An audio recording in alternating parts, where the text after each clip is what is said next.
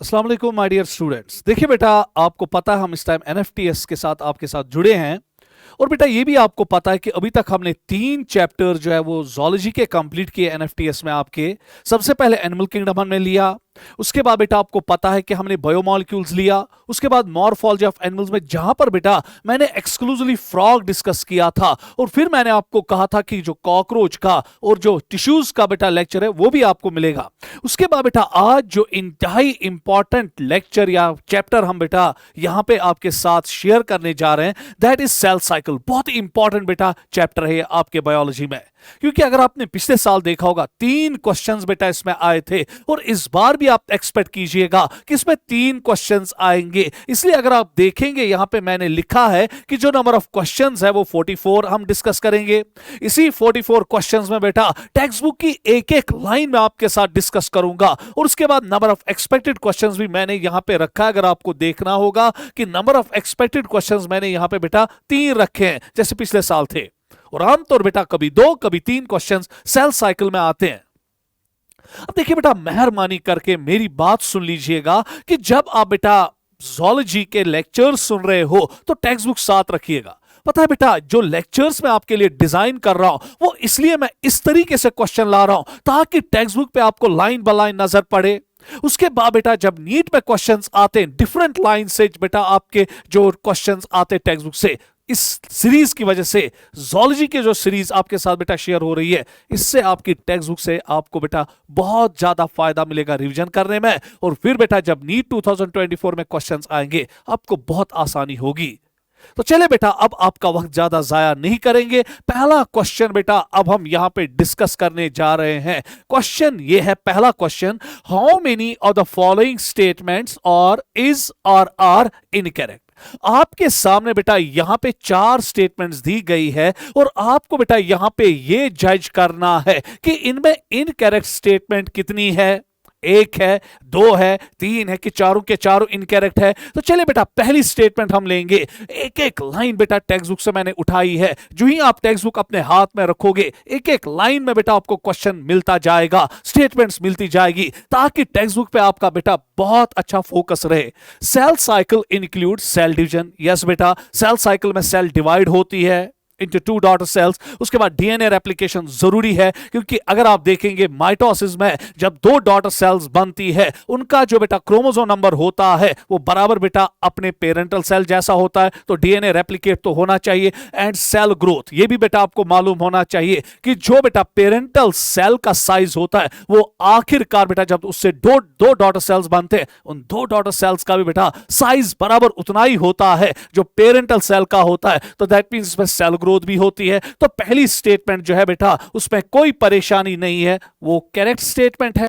उसके बाद आगे बढ़िएगा दूसरी स्टेटमेंट पे, all these events take place in a coordinated manner. देखिए बेटा ये कोऑर्डिनेटेड मैनर क्या होता है, जब आप सेल साइकिल में आगे बढ़ते हैं तो फिर बेटा आपको कहा जाता है कि जो सेल साइकिल है उसमें इंटरफेस है और एम फेज है। इंटरफेज में बेटा G1 S और G2 फेज है, और उसके बाद एम फेज में प्रो फेज है, मेटा फेज है, एनाफेज है, टीलोफेज है। ये तमाम जो इवेंट्स मैंने बोले ये कोऑर्डिनेटेड मैनर में होते हैं। पहले अगर हम इंटरफेज में जाएंगे उसमें G1 फेज पहले, एस फेज बाद में, फिर G2 फेज। ऐसा नहीं है कि कभी कभी पहले G2 फेज होगा फिर एस फेज होगा फिर बाद में G1 फेज होगा, ना बेटा, ये हमेशा सीक्वेंशियल मैनर में चलता है, क्योंकि ये कोऑर्डिनेटेड होता है बेटा आपका सेल साइकिल। तो देयरफॉर बेटा ये स्टेटमेंट भी करेक्ट। उसके बाद next statement, cell growth as well as DNA replication is a continuous process during cell cycle। इस स्टेटमेंट पे बेटा आपको नजर रखनी पड़ेगी। देखिए बेटा जो सेल ग्रोथ है वो आपके इंटरफेज में भी होती है, वो आपके बेटा एम फेज में भी होती है, चाहे आपकी सेल G1 में हो, एस फेज में हो, G2 फेज में हो, फिर बेटा एम फेज के pro phase, Meta phase, anaphase, telophase में हो। हर किसी फेज में बेटा आपकी टेक्स्ट बुक लिखती है कि सेल में ग्रोथ होती है, मगर जो ये डीएनए रेप्लिकेशन है ना बेटा ये हर किसी फेज में नहीं होती है। ये एक्सक्लूसिवली बेटा आपके सेल साइकिल में इंटरफेज में एक बेटा स्टेज पे होता है, and that's called as S phase. मगर स्टेटमेंट में मैंने यहां लिखा है ना बेटा is a continuous process. No doubt बेटा cell growth is a continuous process, मगर जो डीएनए रेप्लिकेशन है ये कंटिन्यूअस प्रोसेस नहीं है। इसकी वजह से बेटा ये स्टेटमेंट जो है ये गलत, तो क्रॉस लगेगा यहां पे। उसके बाद नेक्स्ट स्टेटमेंट की ओर आइएगा, all these events are under genetic control. बहुत ही इंपॉर्टेंट पॉइंट बेटा, आपके टेक्स्ट में भी बेटा ये लिखा है। देखिए बेटा, जो ये इवेंट्स है, चाहे G1 हो, S फेज, G2 फेज, बाकी M फेज में प्रो फेज, मेटा फेज, एना फेज, टीलो फेज, इस जितनी भी इवेंट्स है, इसके लिए बेटा बाज़ाब्ता जीन्स जो है वो सेल को बेटा रेगुलेट करते हैं। सो जो कोई भी इवेंट सेल साइकिल में होती है बेटा, एवी नहीं होती है, खुद ब खुद नहीं होती है, उसके लिए जीन्स रेस्पॉन्सिबल होते हैं, जिसमें इंपॉर्टेंट जीन्स है साइकिल इंडिपेंडेंट काइनेज जीन्स। तो एट दैट टाइम बेटा, अगर हम स्टेटमेंट की ओर जाएंगे, बराबर लिख रहा है all these events are under genetic control. So that means कि अगर आप गौर से देखेंगे बेटा, इस क्वेश्चन में 3 स्टेटमेंट्स करेक्ट है, एक स्टेटमेंट इनकरेक्ट है। हमें बेटा क्वेश्चन बोल रहा है इनकरेक्ट स्टेटमेंट देखो, तो आंसर एक स्टेटमेंट मेरी इनकरेक्ट है और ऑप्शन बेटा 3 है। तो चले बेटा, मैं थोड़ा बहुत हटूंगा, आप इसका स्क्रीनशॉट लीजिएगा। तो चले बेटा, स्क्रीनशॉट जल्दी जल्दी लीजिएगा, क्योंकि पीडीएफ आपके साथ शेयर नहीं होंगे। नेक्स्ट क्वेश्चन क्यों मैं दौड़ूंगा। अगेन बेटा, यहां पे आपके सामने स्टेटमेंट्स है, लाइन बाय लाइन बेटा आप देखेंगे, टेक्स्ट बुक को हमने कंसल्ट किया है। तो चलिए बेटा, अब यहां पर सेकंड क्वेश्चन में आइए, रीड द फॉलोइंग स्टेटमेंट्स। अच्छी तरह से बेटा देखिएगा। Time taken for cell cycle by a human cell in culture is 24 hours and that of yeast is 9 hours. देखिए बेटा, जब आप अपनी टेक्स्ट बुक पढ़ोगे तो वहां पे लिखा गया है कि ह्यूमन सेल जो कल्चर मीडियम में हम अगर देखते हैं, वो 24 घंटे में बेटा डिवाइड कर देती है। मगर उसके बाद यीस्ट सेल का भी लिखा है कि जो यीस्ट सेल है वो 90 मिनट्स में बेटा डिवाइड करती है। दैट मींस कि बेटा जो ड्यूरेशन ऑफ सेल साइकिल है, it varies from organism to organism. आप अगर यहां पर आप देखेंगे, time taken for cell cycle by a human cell in culture is 24 hours, ठीक यहां तक है, and that of yeast cell is 9 hours. यहां पर बेटा गड़बड़ है, यहां पे होना चाहिए था 90 मिनट्स, मगर यहां पे बेटा कितना लिखा है 9 आवर्स, तो इसकी वजह से बेटा स्टेटमेंट गलत। नेक्स्ट स्टेटमेंट की ओर आइएगा, duration of cell cycle varies from organism to organism. अभी साबित हुआ बेटा कि सेल साइकिल जो है वो ह्यूमन बीइंग में या ह्यूमन सेल में 24 आवर्स में कंप्लीट होता है, जबकि यीस्ट सेल में ये 90 मिनट्स में कंप्लीट होता है। तो पहला पार्ट तो यहां बहुत ही खूबसूरत है, बहुत ही क्लियर है कि duration of cell cycle varies from organism to organism. Yes बेटा, but is same for cell to cell in same organism. अब बेटा अगर मैं यहां पे एक एग्जांपल लूं, सपोज मैं ह्यूमन बीइंग हूं, आपकी टेक्स्ट बुक लिखती है कि ह्यूमन सेल कल्चर मीडियम में 24 घंटे में सेल साइकिल दिखाती है। क्या अब मेरी बॉडी की हर कोई सेल जो है, क्या वो 24 घंटे में अपना सेल साइकिल कंप्लीट करती है? चाहे वो बेटा मेरी स्किन सेल हो, मेरी लिवर सेल हो, मेरी स्टोमक सेल हो, या कोई भी सेल मेरी बॉडी की है, बेटा जवाब आएगा नहीं। बेटा सेल साइकिल वेरी करता है even from cell to cell in the same organism, मगर यहां पे क्या लिखा है बेटा, सेम है, इसीलिए बेटा ये डिफरेंट होना चाहिए। सो दैट मींस कि duration of cell cycle varies from organism to organism and even from cell to cell in same organism. फिर ये ठीक था, मगर यहां पे मैंने क्या लिखा बेटा, सेम, ये गलत है, तो इसलिए बेटा ये स्टेटमेंट यहां पे गलत। तो एक याद रखिएगा बेटा एक चीज कि ड्यूरेशन ऑफ सेल साइकिल खाली बेटा ऑर्गेनिज्म टू ऑर्गेनिज्म ही नहीं वेरी करता है, ये एक ऑर्गेनिज्म में वेरी करता है इन डिफरेंट सेल्स में भी। नजर रखिएगा बेटा इस पॉइंट पे। नेक्स्ट थर्ड स्टेटमेंट पे आइए बेटा, cell cycle is divided into 2 basic phases. ये आपको बेटा पता है, बचपन से ये पढ़ के आए हो। आई फेज जिसको हम इंटरफेज कहते हैं, एम फेज जिसको हम माइटोटिक फेज कहते हैं या सेल डिवीजन प्रॉपर कहते हैं, and interphase represent the phase between the 2 successive M phases. Yes बेटा ये ठीक है, क्योंकि अगर आप देखेंगे ये एक सेल साइकिल का बेटा शाबाश इंटरफेज बेटा एम फेज है,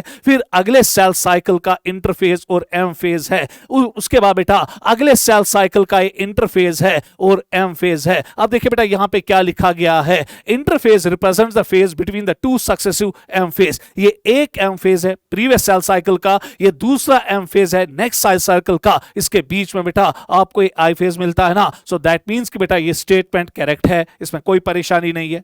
नेक्स्ट स्टेटमेंट की ओर आइएगा, interphase lasts for 90% of duration of cell cycle. अगर आप अपनी टेक्स्ट बुक पढ़ोगे, आपकी टेक्स्ट बुक में लिखा है कि जो इंटरफेस होता है बहुत ही लंबा फेज होता है और ये सेल साइकिल का जो ड्यूरेशन है 95% ऑक्यूपाई करता है। यहां पे कितना लिखा गया बेटा, 90%, इसकी वजह से स्टेटमेंट बेटा गलत। Next point, during M phase और सेल डिवीजन प्रॉपर। याद रखिएगा बेटा कि जो आपका सेल साइकिल है, एक तो हम कहते हैं आई फेज और फिर कहते हैं M phase. I phase means interphase, M phase means mitotic phase. बेटा एम फेज का एक और नाम है जो आपकी टेक्स्ट में लिखा है, and that is cell division proper. इस पे आमतौर आपकी नजर नहीं पड़ेगी, मगर जब आप माइन्यूटली अपनी टेक्स्ट बुक को पढ़ोगे वहां पे लिखा गया है M phase is also called as cell division proper. लिखा गया बेटा indirectly actual cell division occurs and it lasts for 1 hour. ये स्टेटमेंट बेटा ठीक है। सो जो एम फेज है, छोटा फेज है, 1 घंटे के लिए रहता है सेल साइकिल में। तो दैट मींस कि बेटा अगर हम देखेंगे इसमें अब हमें देखना है क्या क्या बेटा यहां पे ट्रू कौन है और फॉल्स कौन है। तो चले बेटा, पहली स्टेटमेंट फॉल्स है, दूसरी स्टेटमेंट भी फॉल्स है, तीसरी स्टेटमेंट अगर हम देखेंगे बेटा ये ट्रू है, चौथी स्टेटमेंट फॉल्स है और पांचवी स्टेटमेंट भी बेटा आपकी ट्रू है। तो ऑप्शन आना चाहिए F F T F T, F F T F T. तो आंसर बेटा पहला ही है। तो क्वेश्चन नंबर सेकंड का जो आंसर है वो 1 है, क्योंकि अगर आप गौर से देखेंगे ऑप्शन आपका आना चाहिए एफ एफ आया, फिर टी आना चाहिए, फिर एफ आना चाहिए, फिर टी आना चाहिए। और बेटा ये ऑप्शन आपको पहले ही बेटा ऑप्शन में मिलने वाला है। सो इस क्वेश्चन का जो आंसर है वो 1 है। तो याद रखिएगा बेटा, अच्छी तरह से बेटा इसका आप स्क्रीनशॉट लीजिएगा। मैं हट जाऊंगा और आप बेटा आप इसका स्क्रीनशॉट लीजिएगा, बहुत बेनिफिट मिलेगा बेटा इससे आपको टेक्स्ट बुक पढ़ने में। चलिए नेक्स्ट क्वेश्चन। अगेन बेटा सारा टेक्स्ट बुक सही है।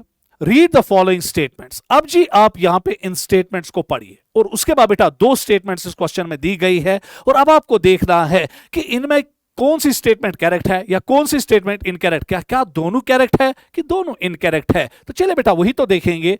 Interface 2 called as resting phase. बेटा आपको पता है कि बहुत सारे साइंटिस्ट पहले मानते थे कि इंटरफेज में कोई भी एक्टिविटी सेल में नहीं होती है, क्योंकि वहां पर बेटा अगर हम देखेंगे ऐसी कोई हलचल हमें नहीं दिखती है। मगर जब बेटा फिर माइक्रोस्कोपिक एग्जामिनेशन हुआ इस सेल में, इंटरफेज में, देखा गया कि यहां पे सेल में बहुत ज्यादा हलचल होती है, सेल यहां पे मेटाबॉलिकली एक्टिव रहती है। तो इसलिए बेटा पुराने जमाने में साइंटिस्ट उसको रेस्टिंग स्टेज कहते थे, मगर फिर बेटा ये मिसनोमर था। फिर कहा गया नहीं ये गलत है, इसमें तो सेल बहुत ज्यादा मेटाबॉलिकली एक्टिव होती है और अपने आप को प्रिपेयर करती है फॉर एम फेज, ताकि बेटा वो सेल से एक सेल से 2 सेल्स बनाए। तो चलिए यही तो देखना हमें यहां पे क्या ये स्टेटमेंट क्या कह रही है। Interphase 2 called as resting phase is the time during which cell prepares for division by undergoing both cell growth and cell replication या DNA replication in a orderly manner।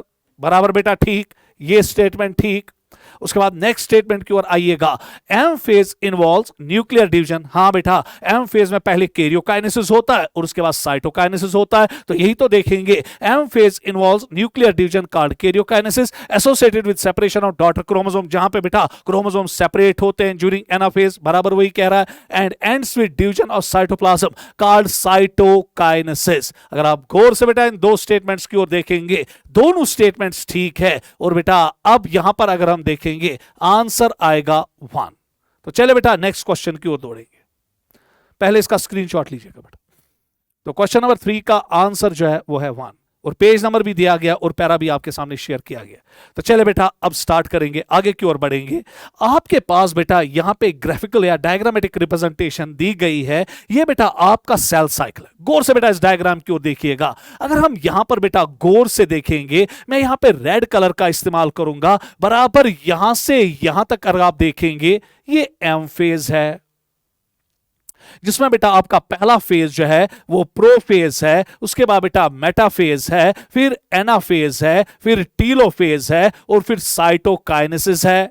और आपको पता है बेटा प्रोफेज, मेटाफेज, एनाफेज, टीलोफेज मिल्कियत है karyokinesis की, जहां पे न्यूक्लियस डिवाइड करता है और फिर बेटा आखिरकार साइटोकाइनेसिस होती है। पर फिर अगर आप इस पॉइंट से बराबर बेटा इस पॉइंट तक देखेंगे, इस फेज को हम एक नाम देते हैं बेटा, and that phase is called as I phase. और फिर बेटा आप जब टेक्स्ट बुक पढ़ोगे तो आपको पता है कि आई फेज में फर्दर बेटा शाबाश आपको 3 फेजेस मिलेंगे, G1 फेज और ग्रोथ फेज 1 और गैप 1 फेज, उसके बाद बेटा S phase that is synthetic phase, और उसके बाद बेटा अगला फेज जो आपको यहां पे मिलेगा गैप 2 फेज या growth second phase, and that's also called as G2 phase. अब जरा गौर कीजिएगा बेटा, यहां पे मैंने लिखा है कि ये X है, सो दैट मींस कि आपको पता होना चाहिए कि इंटरफेस जो ये है यहां से यहां पॉइंट तक, इसमें 3 स्टेजेस है, G1 gap 1, S synthetic phase, G2 gap 2 phase. अब जरा गौर से देखिएगा, यहां पे मैंने कहा, बोलिए कि X के बारे में आपका क्या ख्याल है? Which of the following is और are correct for the phase marked X in the diagram given below. तो मैंने बेटा यहां पे X को मार्क किया है। अब आपके जहन में आ चुका है कि जो X है वो गैप 1 है, G1 फेज है इंटरफेस का। अब देखेंगे बेटा इसमें क्या क्या चीजें हमें याद रखनी है। देखिए बेटा, एक चीज तो याद रखिएगा, सेल जो है, प्लीज बेटा यहां पर नजर रखिएगा, सेल साइकिल में वो मेटाबॉलिकली एक्टिव रहती है, पहला पॉइंट याद रखिएगा। दूसरा ये पॉइंट याद रखिएगा कि देयर इज कंटिन्यूअस ग्रोथ, ये भी आप याद रखिएगा। तो चलिए बेटा अब हम यहां पर देखेंगे क्या होगा। Cell is metabolically inactive but show continuous growth. Please बेटा नजर रखिएगा, जब आप G1 फेज को टेक्स्ट बुक पे पढ़ोगे, यहां पे सेल मेटाबॉलिकली एक्टिव होती है, और बेटा G0 फेज में भी सेल मेटाबॉलिकली एक्टिव होती है। अब तो G1 फेज की बात ही नहीं है, तो ये स्टेटमेंट गलत, क्योंकि यहां पर जो मैंने इनएक्टिव लिखा है यही तो गंदी बात है बेटा। मुझे लिखना था एक्टिव, फिर ये स्टेटमेंट ठीक होती। और उसके बाद आपको पता है कि ग्रोथ एक कंटिन्यूअस प्रोसेस है सेल साइकिल में, तो ये स्टेटमेंट बेटा इसकी वजह से गलत हुई। डिफरेंट कलर में इसे यहां पे इस्तेमाल करूंगा। Next point, content of DNA is half in comparison to S phase. बस बेटा अब यहां पे नजर रखिएगा, देखिए G1 फेज के बाद एक फेज आने वाला है, that's called as S phase. और इस एस फेज में क्या होता है कि जो डीएनए कंटेंट होता है वो सेल में डबल होगा। क्योंकि बेटा अगर डीएनए कंटेंट जब डबल होता है एस फेज में, क्योंकि एस फेज में रेप्लिकेशन ऑफ डीएनए होती है, तो डीएनए कंटेंट तो डबल होगा ही होगा, उसमें कोई शक शुबा नहीं है। क्योंकि एस फेज जो इसके बाद होने वाला है वहां रेप्लिकेशन होती है ना, तो दैट मींस कि अगर यहां पे बेटा स्टेटमेंट आ रही है content of DNA is half in comparison to S phase, yes बेटा G1 फेज में जो सेल होती है उसका जो डीएनए कंटेंट होता है वो हमेशा हाफ रहता है देन द एस फेज। सो ये स्टेटमेंट बेटा ठीक है, इसमें कोई परेशानी नहीं है। अब अगली स्टेटमेंट की ओर आइएगा, number of chromosome is half in comparison to S phase. ये स्टेटमेंट बेटा गड़बड़ वाली स्टेटमेंट है। देखिए क्यों, जरा बेटा नजर यहां पे रखिएगा। यहां पे मैं एक पॉइंट बेटा पहले आपका स्क्रीन चेंज करूंगा, तो उसके बाद बेटा हम यहां पे आगे की ओर बढ़ेंगे। सपोज बेटा ये मेरे पास एक सेल है, प्लीज बेटा अब यहां पे नजर रखिएगा। एक बहुत ही बड़ा डाउट यहां पे बच्चों को होता है, क्योंकि जब आप बेटा उसके बाद एस फेज पढ़ोगे अपनी टेक्स्ट बुक पे, एस फेज में टेक्स्ट बुक ने लिखा है कि जो आपका डीएनए कंटेंट है वो चला जाता है 2C से 4C। दैट मींस कि जो डीएनए कंटेंट है, ये बेटा बहुत सारे बच्चों को बेटा गलतफहमी दिमाग में करता है कि डीएनए कंटेंट जो है वो डबल हो जाता है ड्यूरिंग एस फेज, और उसके बाद मगर जो क्रोमोसोम नंबर है वो सेम रहता है, क्रोमोसोम नंबर पे कोई असर नहीं पड़ता है। सो दैट मींस कि यहां पे मैं लिखूंगा कि जो क्रोमोसोम नंबर है वो क्या रहता है बेटा, सेम। सो अब क्वेश्चन यहां पे बच्चा यही उठाता है कि sir how it is possible कि अगर डीएनए का कंटेंट एस फेज में डबल हुआ तो क्रोमोसोम नंबर जो है वो क्यों नहीं डबल हो रहा है। देखिए बेटा इसके पीछे वजह क्या है। देखिए सपोज ये मेरी एक सेल है, और ये सेल के अंदर बेटा यहां पे न्यूक्लियस है, इंसान की सेल लेंगे, और आपको बचपन से ही पढ़ाया गया है कि हमारे पास 23 पेयर्स ऑफ क्रोमोसोम्स होते हैं। अगर जनरल लेमन्स लैंग्वेज में जाएंगे 46 क्रोमोसोम्स हमारी डिप्लॉयड सेल्स में होते हैं।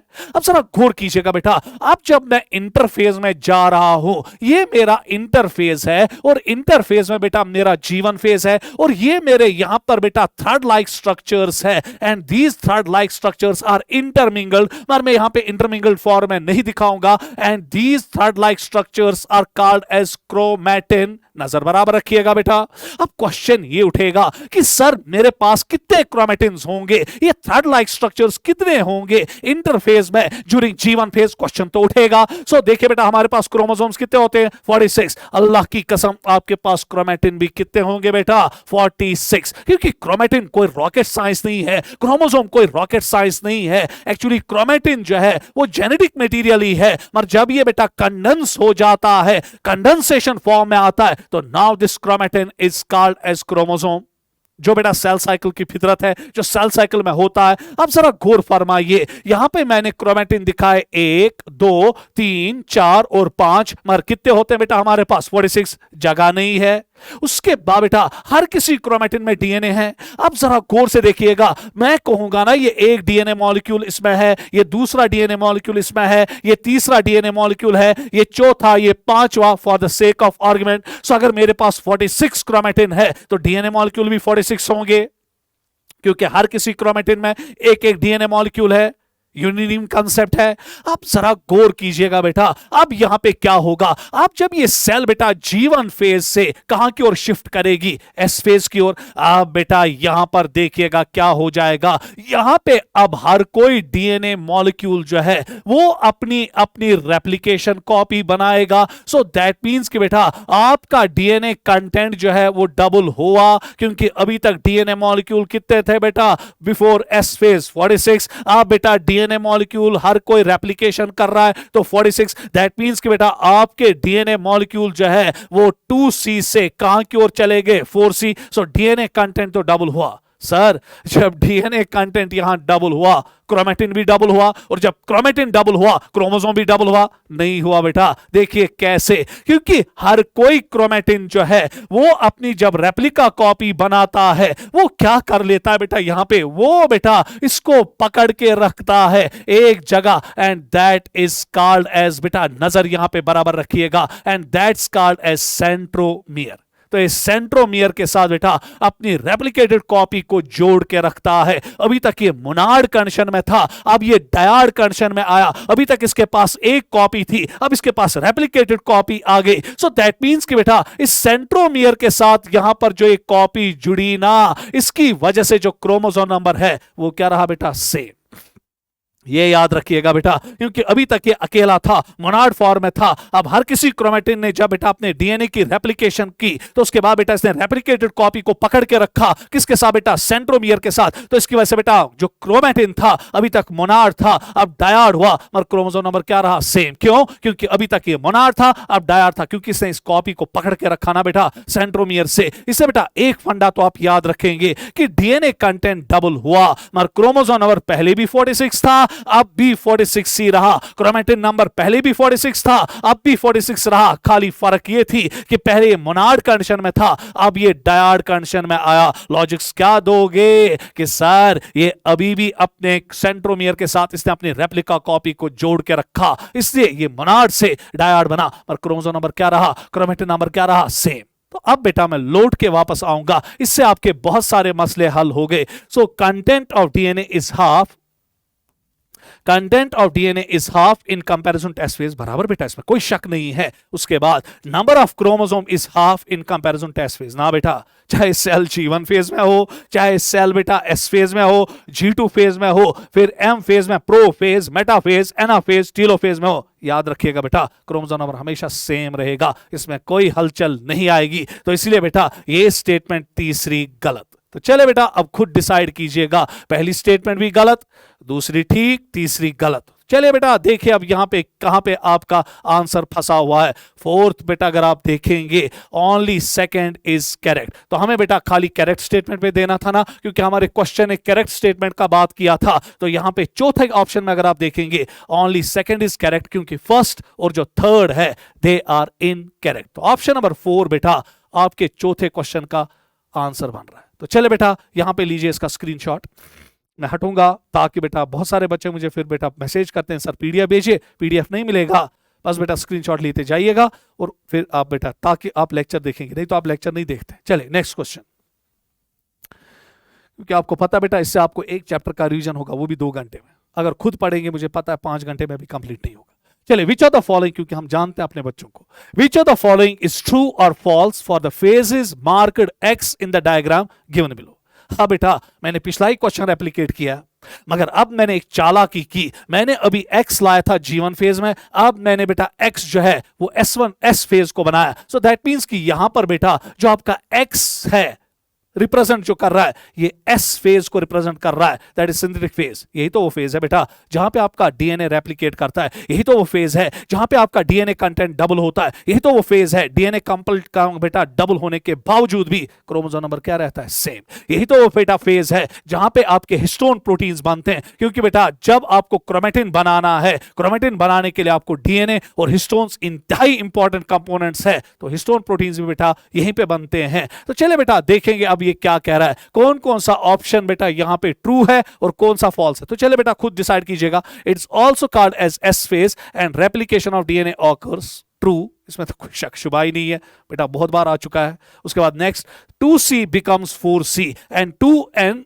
becomes 4N। प्लीज बेटा अब नजर रखिएगा, 2C becomes 4C, DNA content double हुआ, मगर उसके बाद बेटा 2N becomes 4N, chromosome number भी ये लिखता है कि डबल हुआ। अभी मैंने कहा ये गलत है, 2N becomes नहीं becomes, 2N remains 2N, तो मैंने यहां लिखा है 2N becomes 4N, इसकी वजह से बेटा ये स्टेटमेंट गलत। तो F लिखेंगे बेटा, F की दावेदारी होगी। Synthesis of histone protein occur in this phase, true, yes बेटा इसमें हिस्टोन प्रोटीन्स भी बनते हैं। Next duplication of centriole occur, yes बेटा इसमें सेंट्रियोल्स की डुप्लीकेशन भी होती है, इसी बेटा एम बेटा आपके एस फेज में। नहीं तो याद यहां पे रखिएगा मैक्सिमम ऑर्गेनल्स की डुप्लीकेशन जो है वो G1 फेज में होती है, मगर जो सेंट्रियोल्स की डुप्लीकेशन होती है ना बेटा, जिसको हम सेंट्रोसोम्स भी बेटा आगे जाके सेल बायोलॉजी में आपको पढ़वाएंगे, तो डुप्लीकेशन ऑफ सेंट्रियोल जो है वो बेटा इसी फेज में होती है। उसके बाद लिखता है duplication of centriole occur in both plants as well as animal cells। खुद डिसाइड कीजिएगा बेटा,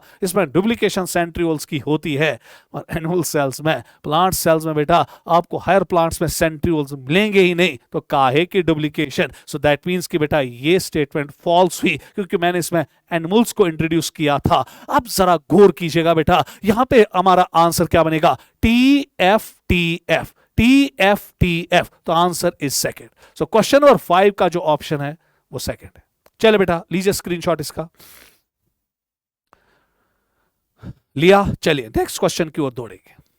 तो पहले मैंने G1 फेज डिस्कस किया, उसके बाद S फेज, बेटा line by line text book चल रही है, ठीक है। फिर आप कहोगे सर टेक्स्ट बुक में तो लाइन बाय लाइन क्वेश्चन नहीं आते हैं, वहां पे तो हैफाजर्ड कुछ क्वेश्चंस कुछ स्टेटमेंट्स का, या क्वेश्चन की एक स्टेटमेंट एक लाइन से ली गई होती है, फिर दूसरी स्टेटमेंट किसी और जगह से ली गई होती है। बेटा फिर क्या फायदा है सर हम अपने लाइन बाय लाइन पढ़ाते हो। लाइन बाय लाइन पढ़ाने से आपको पता चलेगा कि टेक्स्ट बुक क्या लिखती है और क्या बोलना चाहती है, और जब बेटा आपको डिफरेंट लाइन से क्वेश्चन पूछे जाएंगे आप ऑटोमेटिकली इसको खुद ब खुद करोगे, क्योंकि आपकी नजर बेटा इस चीज से टेक्स्ट बुक पे बेहतरीन तरीके से बढ़ेगी। मेरी पर्सनल एक्सपीरियंस है बेटा, फिर आप क्या सोचते हो आई डोंट नो। तो चले बेटा नजर रखिएगा यहां पे, read the following and select the correct option.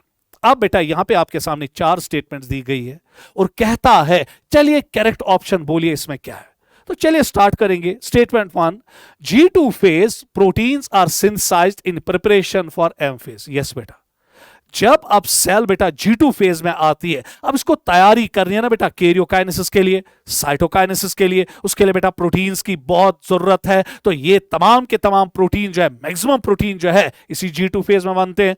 Text book लिख रही है आपकी। उसके बाद बेटा statement second, G2 phase is also called as period of cytoplasmic growth. जब आप बेटा अपनी टेक्स्ट बुक पढ़ोगे और उसके बाद बेटा जब आप सीधे अपनी थ्योरी पढ़ोगे टेक्स्ट बुक के, नहीं मिलेगा वहां पे पॉइंट। ये बेटा टेक्स्ट बुक के पीछे समरी में ये पॉइंट लिखा गया है, तो समरी पे भी बेटा नजर रखिएगा, क्योंकि कभी कभी कुछ पॉइंट्स ऐसे हैं जो मेन थ्योरी में नहीं लिखे हैं बेटा आपकी टेक्स्ट बुक ने, और आपकी समरी में वो कुछ पॉइंट्स आए हैं। तो ये वो पॉइंट है बेटा जो आपकी समरी में लिखा गया है, जिसपे आप बेटा नजर ही नहीं रखोगे। तो G2 phase is also called as period of cytoplasmic growth. ये स्टेटमेंट बेटा ठीक है। तो पहली स्टेटमेंट जो है बेटा वो भी ठीक है और दूसरी स्टेटमेंट भी आपकी ठीक है। चलिए तीसरी स्टेटमेंट की ओर आएंगे। Most of the organelles duplication occur in G2 phase. इसका जिक्र भी बेटा आपकी मेन थ्योरी में टेक्स्ट बुक में नहीं हुआ है, समरी में हुआ है। मगर बेटा आपको पता है कि जो मोस्ट ऑफ द ऑर्गेनल्स है वो डुप्लीकेट कब करते हैं, वो डुप्लीकेट करते हैं ड्यूरिंग G1 फेज। यहां पे क्या लिखा है बेटा G2 फेज, इसकी वजह से स्टेटमेंट गलत। तो याद रखिएगा बेटा इस पॉइंट को समरी से लिया गया है कि जो G1 फेज है वहां पे बहुत सारे ऑर्गेनल सेल में डुप्लीकेट करते हैं। उसके बाद next fourth statement, during G2 phase DNA content and chromosome content remain same with respect to S phase. Yes बेटा, सो जो G1 फेज बेटा, जो S फेज में डीएनए कंटेंट होता है डबल और क्रोमोसोम नंबर सेम होता है, वो बराबर बेटा आपको मिलेगा G2 फेज में भी, क्योंकि S फेज के बाद इमीडिएटली G2 फेज आता है। तो ये स्टेटमेंट बेटा बराबर परफेक्ट है। तो चलिए बेटा अब हम देखेंगे यहां पे 4 स्टेटमेंट्स में। अब आपको पता है पहली स्टेटमेंट बेटा करेक्ट है, दूसरी स्टेटमेंट भी करेक्ट है, तीसरी स्टेटमेंट गलत है और चौथी स्टेटमेंट करेक्ट है। तो चलिए बेटा ये आपका थर्ड ऑप्शन यहां पे बन रहा है, स्टेटमेंट थर्ड इज इनकरेक्ट। खुद देखिए बेटा, and first, second and fourth are correct. तो option is third. Page number भी और पैरा भी दिया गया है, स्क्रीनशॉट लीजिएगा बेटा जल्दी जल्दी। Very good. चलिए नेक्स्ट क्वेश्चन, 7th क्वेश्चन की ओर दौड़ेंगे। अगेन बेटा ये क्वेश्चन आपकी टेक्स्ट बुक से लिया गया है और आपकी टेक्स्ट बुक में बेटा वो बॉक्स में ये क्वेश्चन बेटा आपको मिलेगा। Number of chromosomes in onion root tip cell is 16। Question कहता है बेटा, ये सीधे मैंने उसी बेटा आपका जो थोड़ा बहुत वहां पे डिब्बे होते हैं, बॉक्स है, उसी से बेटा वहां पे स्टेटमेंट्स लिखी गई है, वहीं से एक क्वेश्चन मैंने बनाया। नजर रखिएगा बेटा क्वेश्चन क्या कहता है। Number of chromosomes in onion root tip cell is 16। Yes, कोई परेशानी नहीं है।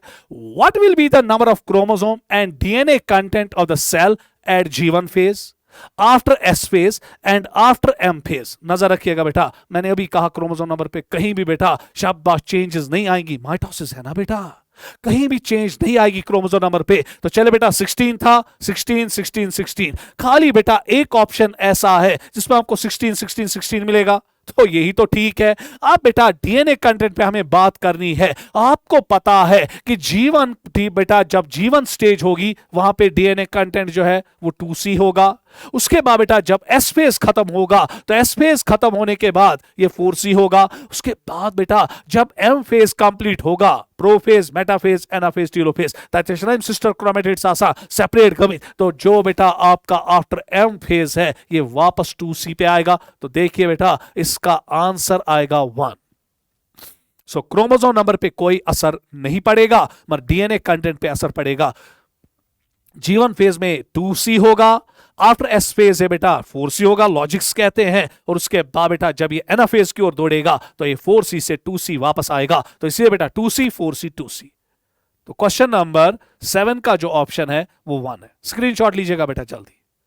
Next question. अब बेटा जो क्वेश्चन यहां पर मैंने लिया है वो G0 फेज के लिए लिया गया। देखिए बेटा ये G0 फेज क्या है, प्लीज नजर रखिएगा। देखिए बेटा जूं जूं अब एक एनिमल बढ़ता जाता है तो बहुत सारी सेल्स ऐसी होती है बेटा जो G1 फेज से अब बेटा एक क्विसेंट स्टेज की ओर चले जाते हैं। हालांकि सेल वहां मेटाबॉलिकली एक्टिव है, मगर बेटा वहां पे सेल फिर फर्दर पॉलिफरेट नहीं करती है, and that phase is called G0 phase. और बहुत सारी सेल्स ऐसी है बेटा, हमने भी, इंसानों में भी, जो बेटा G0 सेल्स में है या G0 फेज में है। जैसे बेटा आपकी हार्ट सेल्स है, आपकी नर्व सेल्स है, आपकी बॉडी की डिफरेंट सेल्स है जो बेटा G0 फेज में जा चुकी है और वहां पे बेटा मेटाबॉलिकली एक्टिव है मगर फर्दर डिवाइड नहीं करती है। तो देखिए बेटा अब यहां पे उसी के मुतलक हमने क्वेश्चन एक निकाला है कि कौन सी ट्रू स्टेटमेंट है और कौन सी फॉल्स स्टेटमेंट है। तो देखिए cell in this stage, G0 stage है बेटा, cell in this stage remain metabolically inactive. Again बेटा मेटाबॉलिकली इनएक्टिव की वजह से यह स्टेटमेंट गलत हुई। दे नो लॉन्गर पॉलिफरेट, ये ठीक है, पर मेटाबॉलिकली एक्टिव रहती है ना, तो इसकी वजह से स्टेटमेंट बेटा फॉल्स आ रही है। Next statement, during G0 phase cells exit G1 phase और द सेल साइकिल। बेटा याद रखिएगा यहां पे जो G0 फेज में सेल्स होती है ये सेल साइकिल को एग्जिट नहीं करते हैं, ये सेल साइकिल में सस्पेंड करते हैं, क्योंकि कुछ सेल्स बेटा G0 फेज से वापस रिज्यूम कर सकती है सेल साइकिल को। That means cell cycle exit नहीं हुआ है, सेल साइकिल सस्पेंड हुआ है, एग्जिट G1 फेज हुआ है। तो देखिए बेटा during G0 phase cells exit G1 phase और the cell cycle, G1 phase और द सेल साइकिल, नॉट बेटा सेल साइकिल। सेल साइकिल में सस्पेंड रहते हैं क्योंकि कभी कभी क्या होता है इंजरी के टाइम, सेल डेथ के टाइम, अगर बॉडी को जरूरत है, ऑर्गेनिज्म को जरूरत है, तो बहुत सारी सेल जो G0 फेज में होती है वो सेल साइकिल को रिज्यूम करती है। ये सबूत है कि जो ये G0 फेज में सेल है ये बेटा एग्जिट सेल साइकिल को नहीं किया है, इसलिए सेल साइकिल में सस्पेंड हुआ है। तो चले बेटा अब यहां पर देखिएगा ये स्टेटमेंट बेटा ट्रू है, एग्जिट कर रहा है G1 phase of the cell cycle. Cells in G0 phase can resume cell cycle. Very good बेटा, टेक्स्ट में लिखा है when called upon or when called on to do so so specially during injury और cell death. बराबर बेटा, correct statement. All cells in the adult animals remain suspended in G nought phase. क्या statement ठीक है बेटा?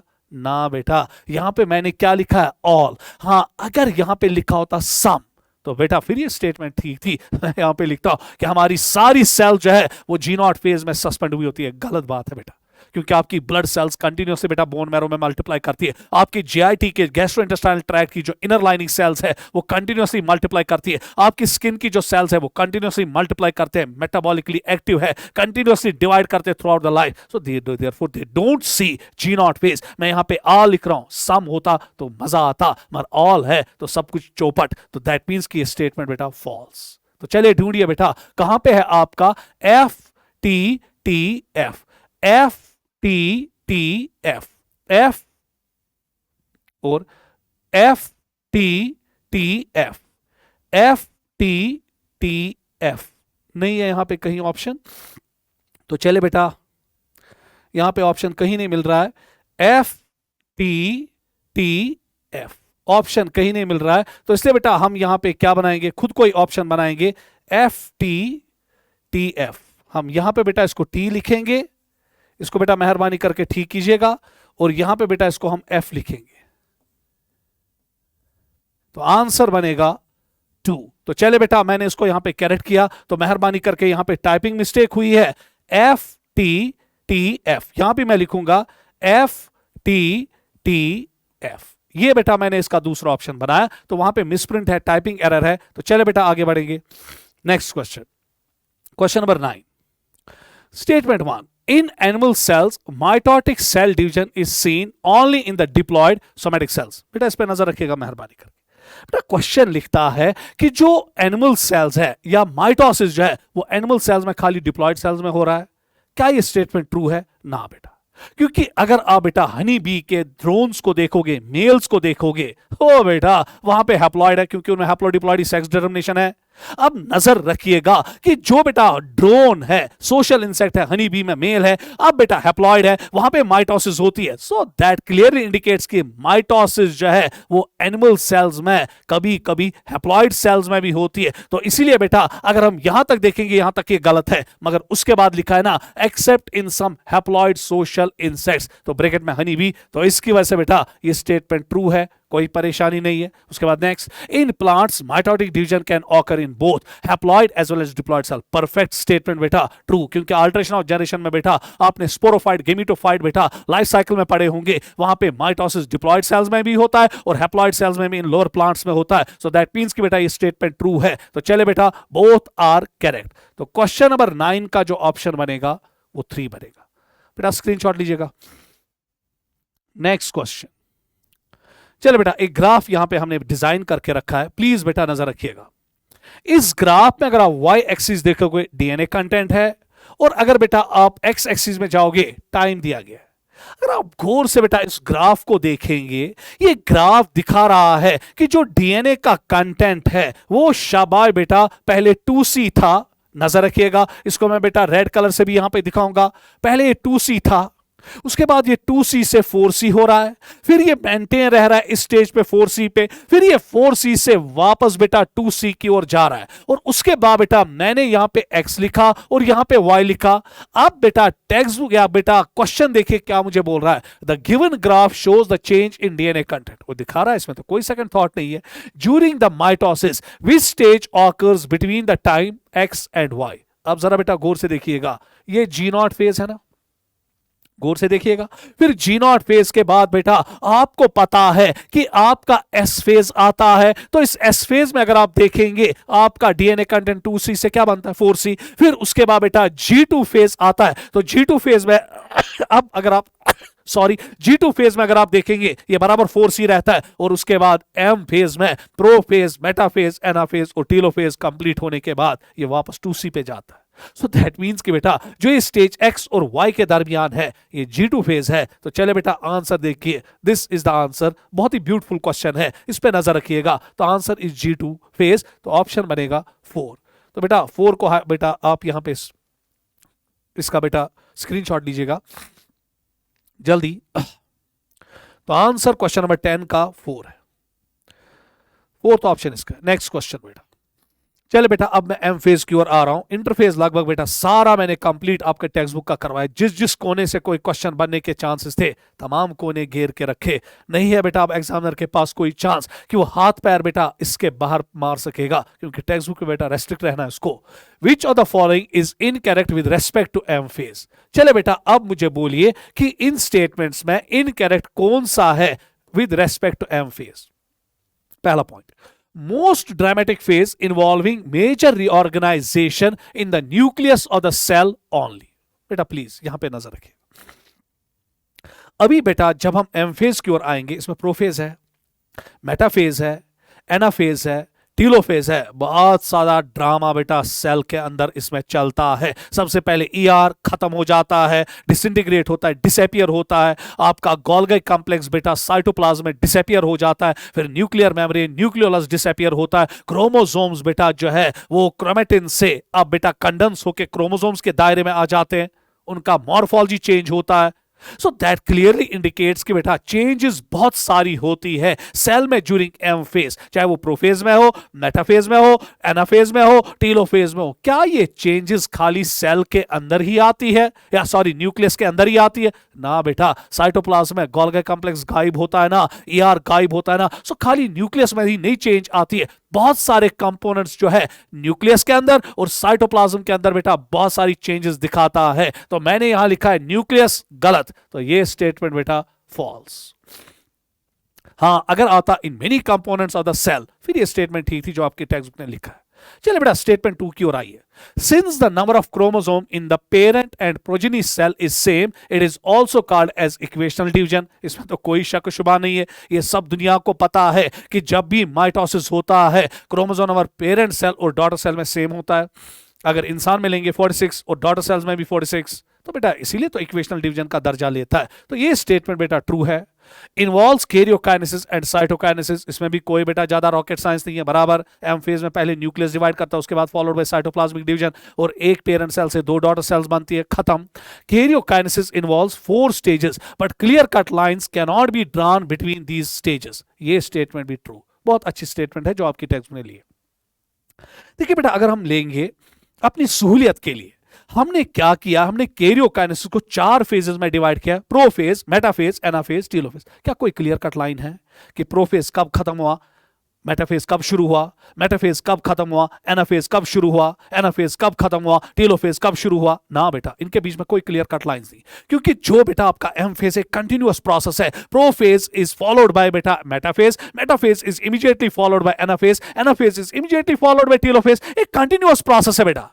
अब आगे continuous process है, इसलिए बेटा हम कहते हैं वसूख के साथ बेटा, कॉन्फिडेंस के साथ, कि इसके बीच में बेटा कोई गैप नहीं होती है, इसलिए बेटा कंटिन्यूअस प्रोसेस है। तो there is no clear cut lines between different stages of the karyokinesis. तो ये स्टेटमेंट भी ट्रू है। तो हमें अब बेटा देखना है कि इन 4 स्टेटमेंट्स में इनकरेक्ट स्टेटमेंट कौन है। पहली स्टेटमेंट इनकरेक्ट है, तो आंसर आएगा 1। लीजिए स्क्रीनशॉट लीजिए बेटा इसका स्क्रीनशॉट जल्दी। थोड़ा बहुत मुझे जुकाम है, मेरी हेल्थ ठीक नहीं है। तो चले बेटा नेक्स्ट क्वेश्चन, इसलिए बीच बीच में चीखूंगा तो उसके लिए माफी बेटा। चले नेक्स्ट क्वेश्चन नंबर 12।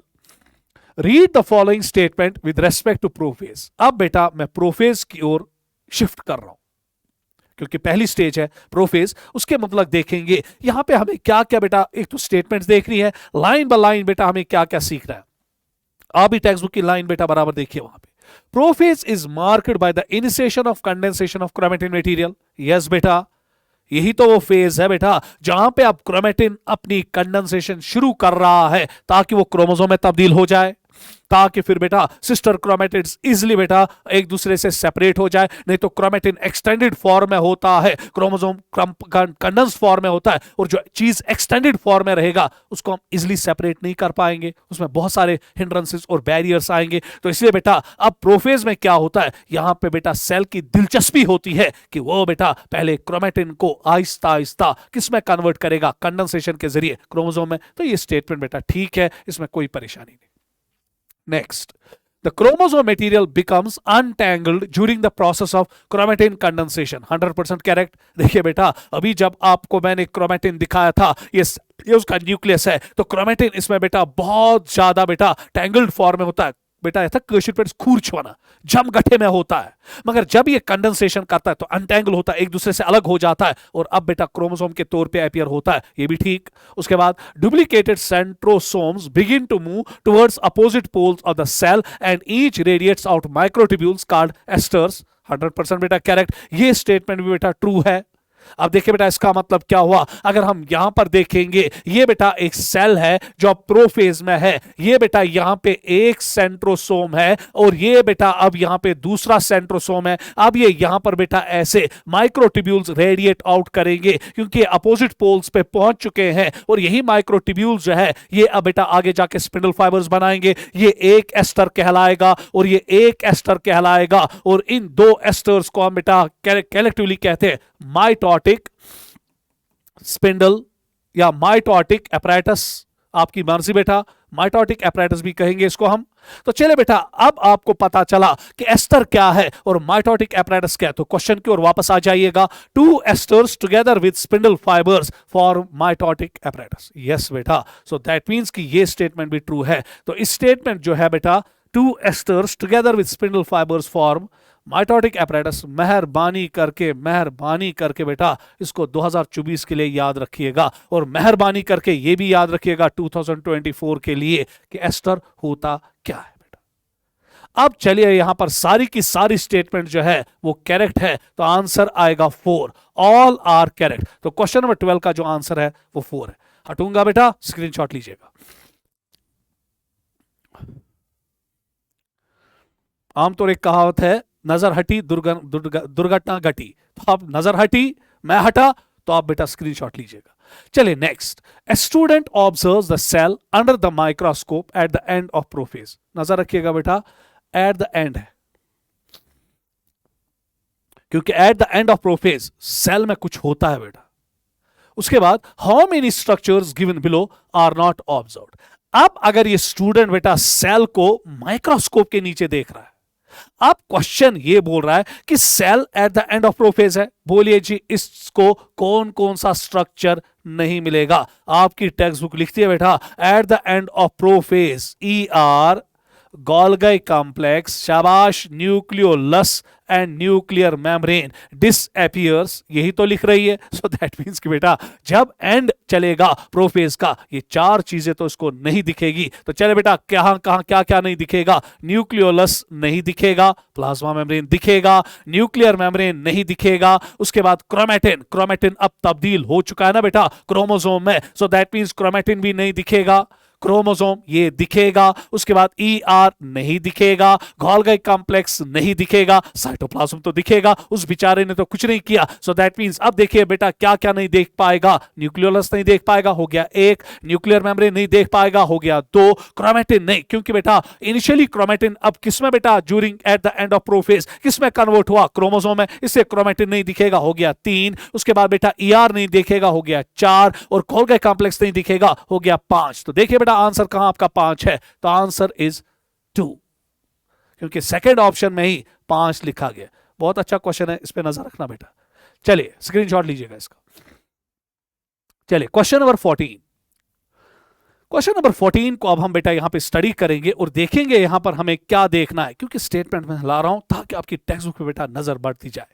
क्योंकि जितना आप बेटा स्टेटमेंट बेस्ड क्वेश्चंस करोगे, एक चीज है टाइम मैनेजमेंट आपकी स्ट्रांग होती जाएगी, और जब टाइम मैनेजमेंट स्ट्रांग होगी नीट 2024 आपकी मुट्ठी में। चलिए, which of the following is incorrect. यहां पे अब मुझे बेटा इनकरेक्ट स्टेटमेंट देखनी है, प्लीज बेटा, मगर किस लिहाज से, with respect to metaphase. Complete disintegration of the nuclear membrane and chromosome spread through out the cytoplasm. Yes बेटा, हम कहते ही है कि मेटाफेज तब शुरू होता है जब कंप्लीट डिसइंटीग्रेशन बेटा न्यूक्लियर मेम्ब्रेन की होती है और क्रोमोसोम्स बेटा स्कैटर्ड हो जाते हैं साइटोप्लाज्म में, क्योंकि अब उनके इर्द बेटा न्यूक्लियर मेम्ब्रेन का कोई बैरियर नहीं रहता है, डिसइंटीग्रेट होता है। Statement is good and correct one. Condensation of chromosome is completed. Beautiful question. अभी तक बेटा 3 क्वेश्चंस नीट में बेटा इस पॉइंट पे आए हैं। अगर आज के बाद आपको कोई कहेगा कंडेंसेशन क्रोमेटिन की कब शुरू हुई प्रोफेज में, और अब ये क्रोमेटिन से क्रोमोसोम कब बना, कंप्लीट कंडेंसेशन कब हुई, 100% कंडेंसेशन कब हुई, मेटाफेज में। इसीलिए बेटा अगर आपको एक सेल के अंदर देखना है इसमें कितने क्रोमोसोम्स है, और क्रोमोसोम कैसा दिख रहा है? आज बेटा आपके पास एक स्टेज है and that stage is metaphase. क्यों? क्योंकि यहां पे बेटा मेटाफेज में क्रोमोसोम की हाईएस्ट कंडेंसेशन है, और जब हाईएस्ट कंडेंसेशन है मोटापा भी हाईएस्ट होगा, तो दैट मींस कि आप उसकी मॉर्फोलॉजी भी देख पाएंगे अच्छी तरह से और गिन भी पाएंगे कि सेल में कितने क्रोमोसोम्स है। सो दैट मींस कि बेटा अगर हम देखेंगे condensation of chromosome is completed, number and morphology of chromosome can be easily observed clearly under the microscope. Beautiful बेटा, ब्यूटीफुल स्टेटमेंट। इस पे नजर रखिएगा क्योंकि इसको मैंने इसलिए ब्यूटीफुल कहा, 3 क्वेश्चंस लेकर अभी तक नीट में आया है। Next point, metaphasic chromosome contains 2 sister chromatids. Yes बेटा, क्योंकि अगर मैं आपको यहां पर दिखाऊंगा बेटा, ये मैं आपको जरूरी यहां पे दिखाना चाहता हूं। जब एक सेल बेटा इंटरफेज में थी, प्लीज बेटा नजर रखिएगा, अभी मैंने आपको बोला जब ये सेल इंटरफेज में थी, नजर बराबर रखिएगा। उसके बाद बेटा अभी तक इसमें क्रोमेटिन था, मोनाड कंडीशन में था। अब जब ये एस फेज में आ गया, तो एस फेज में बेटा अब इसने अपनी रेप्लिका कॉपी बनाई ना हर किसी ने, और उसके बाद बेटा अब सेंट्रोमियर के साथ इसने इसको जोड़ के रखा। अब जब ये सेल बेटा G2 फेज में गई, फिर बेटा प्रोफेज में गई, अब इसमें आहिस्ता आहिस्ता कंडेंसेशन होने लगी, और अब जो एक क्रोमेटिन था जब ये कंडेंस होने लगा, तो ये एक क्रोमेटिन यहां पे बना, ये वाला कंडेंस होके मैंने लाया। उसके बाद बेटा ये जो इसकी बेटा यहां पे रेप्लिकेटेड कॉपी है, ये भी कंडेंस होगी ना बेटा, और जब ये कंडेंस हुई तो ये बेटा अब यहां पर गौर से देखिएगा, ये आपका मेटाफेजिक क्रोमोसोम है। और इस मेटाफेजिक क्रोमोसोम में कितने क्रोमेटिड्स है? 2। ये एक क्रोमेटिड है, ये दूसरा क्रोमेटिड है, and that are connected with each other by held together by centromere. और इसके इस साइड से बेटा एक स्ट्रक्चर होता है प्रोटीनेशियस स्ट्रक्चर काइनेटोकोर, और इस साइड से भी बेटा एक प्रोटीनेशियस स्ट्रक्चर होता है काइनेटोकोर, जिससे बेटा स्पिंडल फाइबर्स जुड़ जाते हैं, और फिर बेटा यही स्पिंडल फाइबर्स बेटा पुल एंड पुश कांसेप्ट के जरिए इन सिस्टर क्रोमेटिड्स में इस सेंट्रोमियर का स्प्लिट कर देते हैं, और ये सिस्टर क्रोमेटिड्स बेटा एनाफेज में फिर सेपरेट हो जाती है। सॉरी बेटा मुझे जुकाम है, तो सेपरेट हो जाती है। तो यही तो बेटा मैं यहां पे आपको कहना चाहता हूं कि ये बेटा ऑप्शन नंबर 3, आज मुझे जुकाम है बेटा, थोड़ा बहुत छींक आ रही है, तो उसके लिए बेटा माफी चाहता हूं। तो Metaphasic chromosome contains 2 sister chromatids held together by centromere and its अब नजर रखिएगा बेटा यहां की ओर, and its surface contains small oval shaped, जो मैंने अभी आपको दिखाया काइनेटोकोर्स। आप देखिए बेटा यहां पे मैंने लिखा कंटेन, स्मॉल तक तो भी ठीक है, फिर मैंने यहां पे मुसीबत डाला है, मैंने लिखा ओवल शेप्ड। बेटा काइनेटोकोर्स ओवल शेप्ड नहीं होते हैं ना, ये डिस्क शेप्ड होते हैं, तो इसकी वजह से बेटा ये स्टेटमेंट खत्म हो गई। ओवल शेप्ड मैंने लिखा है, होना क्या चाहिए था? Disc shaped structures called kinetochores which serve as attachment to spindle fibres. इसकी वजह से बेटा ये स्टेटमेंट गलत। नजर बराबर बेटा। उसके बाद अगला, chromosome get aligned at the equator referred as metaphase plate. ये भी आपको पता है बेटा कि जो 46 क्रोमोसोम्स अब डायड कंडीशन में है, each chromosome having 2 sister chromatids held together by centromere, ये बेटा इक्वेटोरियल प्लेट पे आते हैं, जिसको मेटाफेज प्लेट कहते हैं, जो आपकी टेक्स्ट में लिखा है। ये स्टेटमेंट भी ठीक। तो चले बेटा आंसर ढूंढिए इस क्वेश्चन का। क्वेश्चन नंबर 14 का अगर हम आंसर देखेंगे, दैट इज 3। याद रखिएगा बेटा ये ओवल नहीं होते हैं आपके बेटा काइनेटोकोर्स, ये डिस्क शेप्ड होते हैं, इसकी वजह से बेटा ये स्टेटमेंट गलत। तो चले बेटा स्क्रीनशॉट लीजिएगा इसका। नेक्स्ट क्वेश्चन बेटा, question number 15, how many of the following are correct about anaphase, जिसको हमने ए से रिप्रेजेंट किया, एंड टीलोफेज, जिसको हमने बेटा टी से रिप्रेजेंट किया। तो यहां पर आप घबराइएगा नहीं, ए जो है बेटा वो मैंने यहां पे बेटा रिप्रेजेंट करना है एज एनाफेज, और जो टी है वो मैं यहां पे रिप्रेजेंट कर रहा हूं as telophase.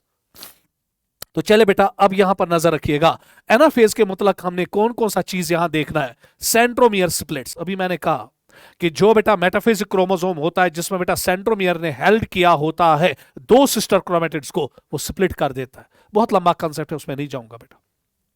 Centromere splits and 2 daughter chromatids, जिनको हम डॉटर क्रोमेटिड्स और फ्यूचर में बेटा डॉटर क्रोमोसोम्स कहेंगे, begin to migrate towards the opposite pole. ये स्टेटमेंट ठीक है। पहले हम एनाफेज का ही लेंगे।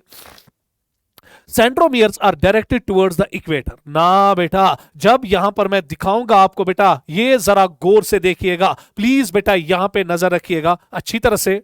ये बेटा सेल है, अब न्यूक्लियर मेमोरी नहीं मिलेगा। ये बेटा शाबाश, यहां पर एक एस्टर है, ये दूसरा एस्टर है। ये अब बेटा यहां पे अगर आप गौर से देखेंगे, ये क्रोमोसोम्स अलाइन हो चुके हैं इक्वेटोरियल प्लेट पे अपने अपने काइनेटोकोर के साथ जुड़े हैं। यहां पर मैं बेटा इसको रेड कलर से दिखाऊंगा ताकि आपको अच्छी तरह से दिखे।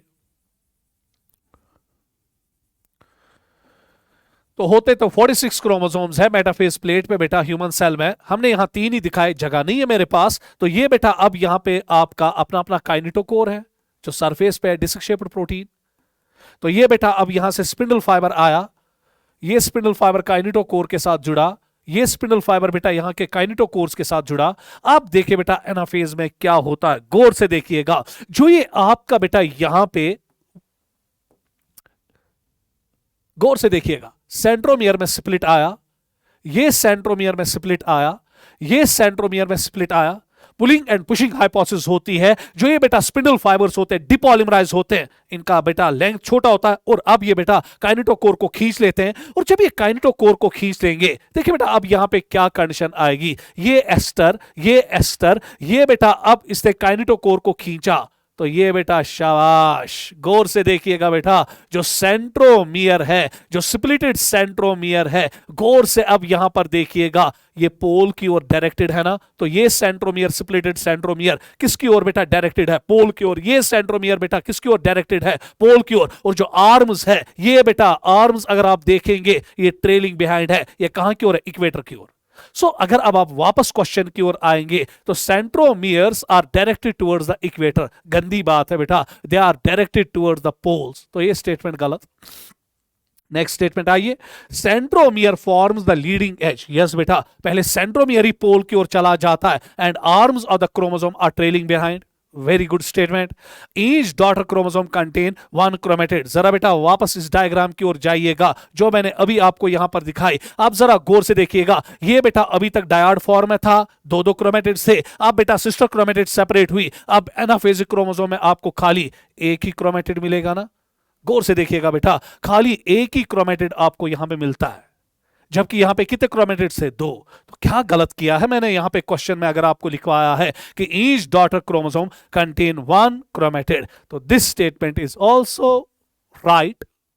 तो दैट मींस कि एनाफेज में बेटा हमें एक स्टेटमेंट बेटा इनकरेक्ट मिल रही है और 3 स्टेटमेंट्स हमें करेक्ट मिल रही है। क्लियर बेटा। उसके बाद जरा टीलोफेज की ओर ध्यान दीजिएगा।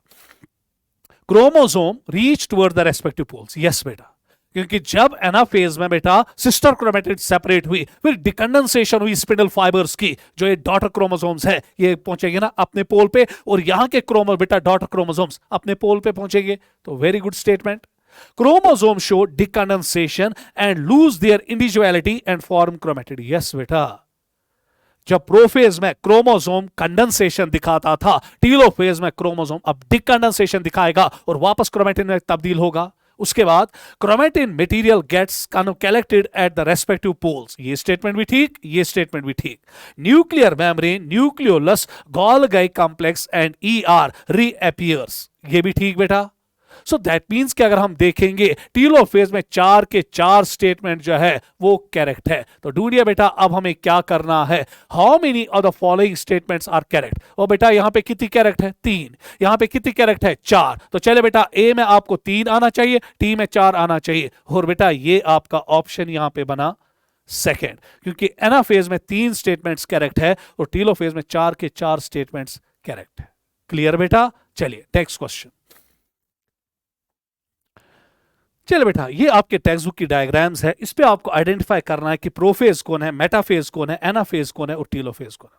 देखिए बेटा सिंपल, जब आप प्रोफेज की ओर जाओगे वहां पे अभी आपको क्रोमोसोम्स जो है वो अच्छी तरह से नहीं दिखेंगे, क्योंकि अभी कंडेंसेशन कंप्लीट नहीं हुए, और थोड़ा बहुत आपको वहां पे न्यूक्लियर मेम्ब्रेन भी डिसइंटीग्रेटेड दिखेगा।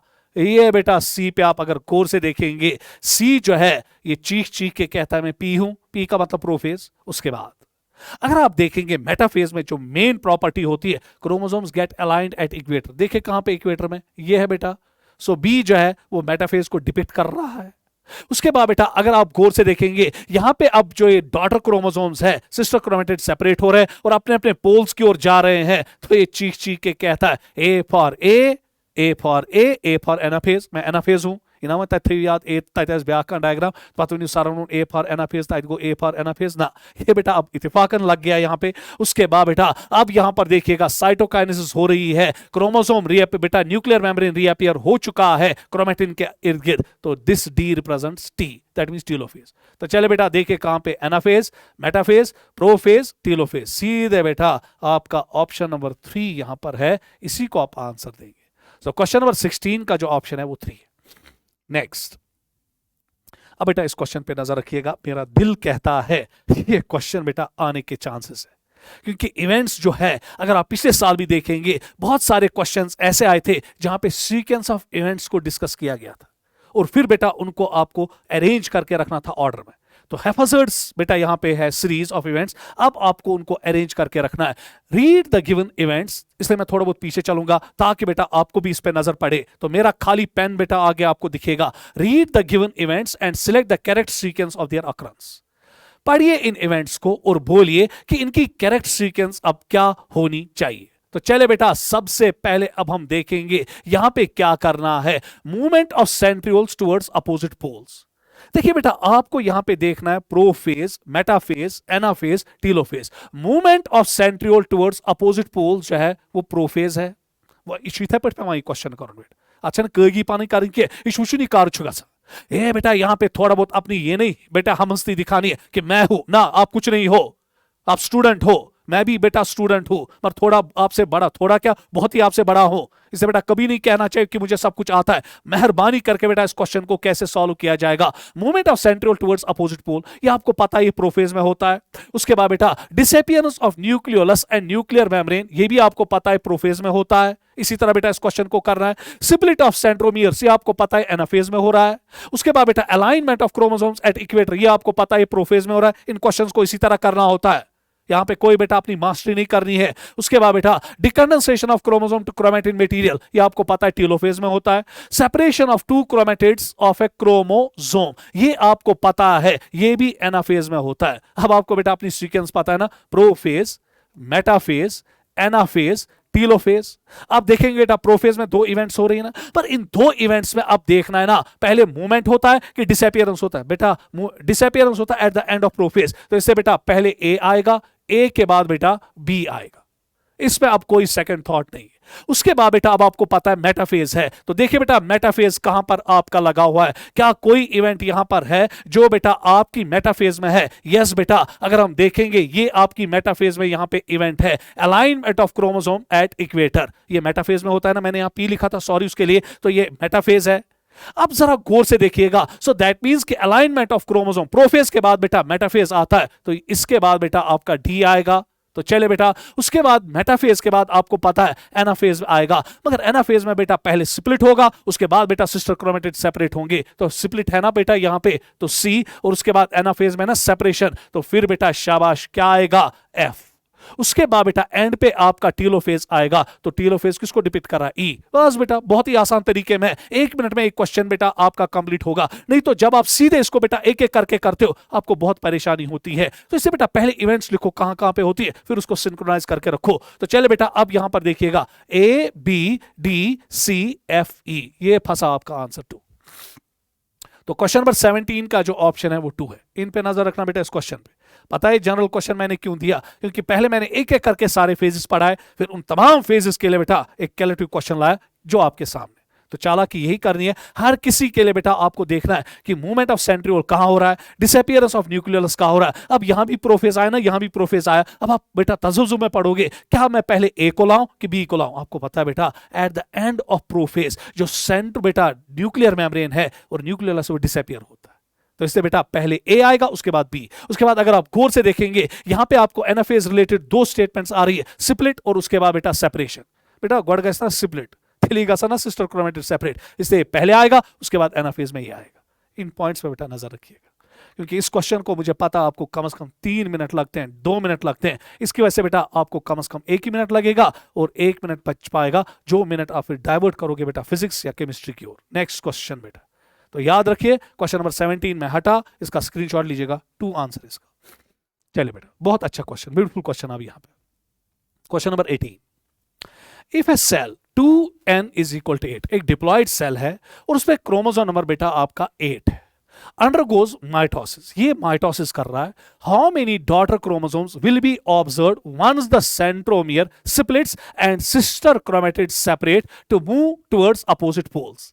प्लीज बेटा यहां पे नजर रखिएगा, मेरी सेल के पास 8 क्रोमोसोम्स है, उसके बाद जरा गौर से देखिएगा, जब ये सेल बेटा एनाफेज में आएगी, ये बेटा अब यहां पे 8 क्रोमोसोम्स होंगे ना, चले बेटा मैं सीधे अब यहां पे ऐसे लिखूंगा,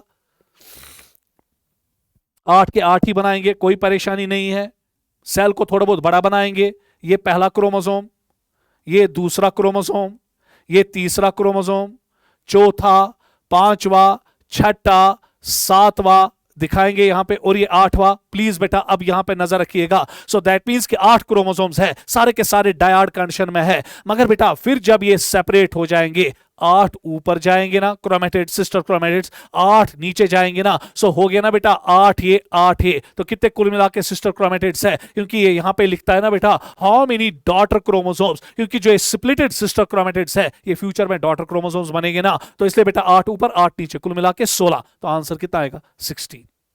सो याद रखिएगा बेटा इस क्वेश्चन को, बहुत ही अच्छा क्वेश्चन है। नेक्स्ट क्वेश्चन बेटा, साइटोकाइनेसिस की ओर आ रहा हूं। Read the following statements and find out the correct statement. In an animal cell, cytokinesis occurs in centrifugal fashion. फिर मैंने ब्रैकेट में आपके तस्कीन के लिए लिखा है, आपके दिल के लिए लिखा है, ताकि आपको बेटा थोड़ा बहुत भरोसा बढ़े। Furrow appears in the plasma membrane and deepens towards the centre on both sides. So that means कि बेटा अगर ये मेरे पास एनिमल सेल है, तो एनिमल सेल में क्या होता है कि यहां से प्लाज्मा मेम्ब्रेन में फरो आता है, यहां से प्लाज्मा मेम्ब्रेन में फरो आता है, फिर ये फरो डीपन होता है टुवर्ड द सेंटर, और बेटा एक सेल से कितनी सेल्स बनी? 2। अब यहां पर बेटा ये सब कुछ ठीक है, ये टेक्स्ट बुक में भी लिखा है, पर यहां पे मैंने लिखा है सेंट्रीफ्यूगल। बेटा जब आपको आएगा ना टुवर्ड्स द सेंटर, वो सेंट्रीफ्यूगल नहीं है, क्योंकि ये बाहर से कहां की ओर आ रहा है? अंदर की ओर। पेरिफेरी से कहां की ओर आ रहा है? सेंटर की ओर। हां, अगर यहां पे सेंट्रीपीटल होता तो क्या मजा होता। मैंने क्या लिखा बेटा? सेंट्रीफ्यूगल। इसकी वजह से स्टेटमेंट उड़ गई, खत्म हो गई। Next, in plant cells cytokinesis occurs in centripetal fashion. जरा बेटा याद कीजिएगा, ये आपका प्लांट सेल है, इस पे बेटा रीजन असर्शन का क्वेश्चन भी आ सकता है, नजर रखिएगा बेटा। ये आपकी प्लांट सेल है, प्लांट सेल में बेटा पेरिफेरी से साइटोकाइनेसिस स्टार्ट नहीं होता है, यहां पे सेंटर में ही एक प्लेट बनता है, and that is cell plate. फिर ये सेल प्लेट क्या करता है बेटा? ये चला जाता है बेटा शाबाश towards periphery on this side and towards periphery on this side. So यहां पर बेटा जो साइटोकाइनेसिस है वो स्टार्ट होती है ना फ्रॉम सेंटर टुवर्ड्स पेरिफेरी, और इस कंडीशन को बेटा हम कहते हैं सेंट्रीफ्यूगल। मैंने यहां क्या लिखा है बेटा? सेंट्रीपीटल। तो इसकी वजह से बेटा ये स्टेटमेंट भी गलत। आपको पता है बेटा प्लांट सेल में क्यों ऐसा होता है? क्योंकि प्लांट सेल में हार्ड सेल वॉल होता है। तो इसलिए बेटा आज के बाद अगर आपको एआर बेस्ड क्वेश्चन में आएगा, ए में लिखा गया होगा कि in case of plant cell cytokinesis occurs from centre towards the periphery, फिर उसके बाद बेटा रीजन में लिखा गया होगा it occurs due to presence of hard cell wall. यही तो रीजन है बेटा। ए भी ठीक, आर भी ठीक, और आर ए को सपोर्ट भी कर रहा है। नजर रखिएगा बेटा इन सवालों पे। तो ये स्टेटमेंट भी बेटा गलत है। Cell plate represents the precursor of primary cell wall. ना ना ना ना ना ना ना, ये जो बेटा सेल प्लेट यहां पे बनता है, ये आगे जाके मिडिल लेमेला का काम करता है, प्राइमरी वॉल का नहीं। खत्म। उसके बाद बेटा liquid endosperm is coconut shows syncytium due to failure of cytokinesis. Yes बेटा, वहां पे अगर मल्टी न्यूक्लिएटेड कंडीशन आती है, पता है क्यों? क्योंकि वहां पे बेटा इस कोकोनट के लिक्विड एंडोस्पर्म में साइटोकाइनेसिस नहीं होता है। तो इसलिए बेटा ये स्टेटमेंट ट्रू है। तो क्वेश्चन नंबर 19 का जो ऑप्शन है वो 4 है। क्लियर बेटा? चलिए नेक्स्ट। अगेन अभी हम माइटोसिस पे ही एक एक करके बेटा क्वेश्चन डिजाइन हुआ, एक एक करके। चलो बेटा नेक्स्ट क्वेश्चन की ओर देखिएगा। Question number 20, mark the following statements true और फॉल्स। बता दीजिए कि इनमें ट्रू और फॉल्स स्टेटमेंट कौन है from the given below given statements. अच्छी तरह से बेटा स्टेटमेंट्स को पढ़िएगा। Mitosis always results in the production of diploid daughter cells with the identical genetic complement. अब बेटा यहां पे नजर रखिएगा, ये कहता है कि जब भी माइटोसिस ऑलवेज लिख रहा है ना बेटा, always results in the production of diploid daughter cells. मगर बेटा मैंने अभी आपको कहा नो डाउट बेटा डॉटर सेल्स बनती है डिप्लॉयड, जेनेटिक कॉम्प्लीमेंट भी सेम होता है। डॉटर सेल्स का जो जेनेटिक कॉम्प्लीमेंट होता है, जीनोटाइप होता है, वो सेम होता है as that of parent cell. क्योंकि बेटा क्रॉसिंग, यहां तो कोई क्रॉसिंग ओवर नहीं होती है ना बेटा।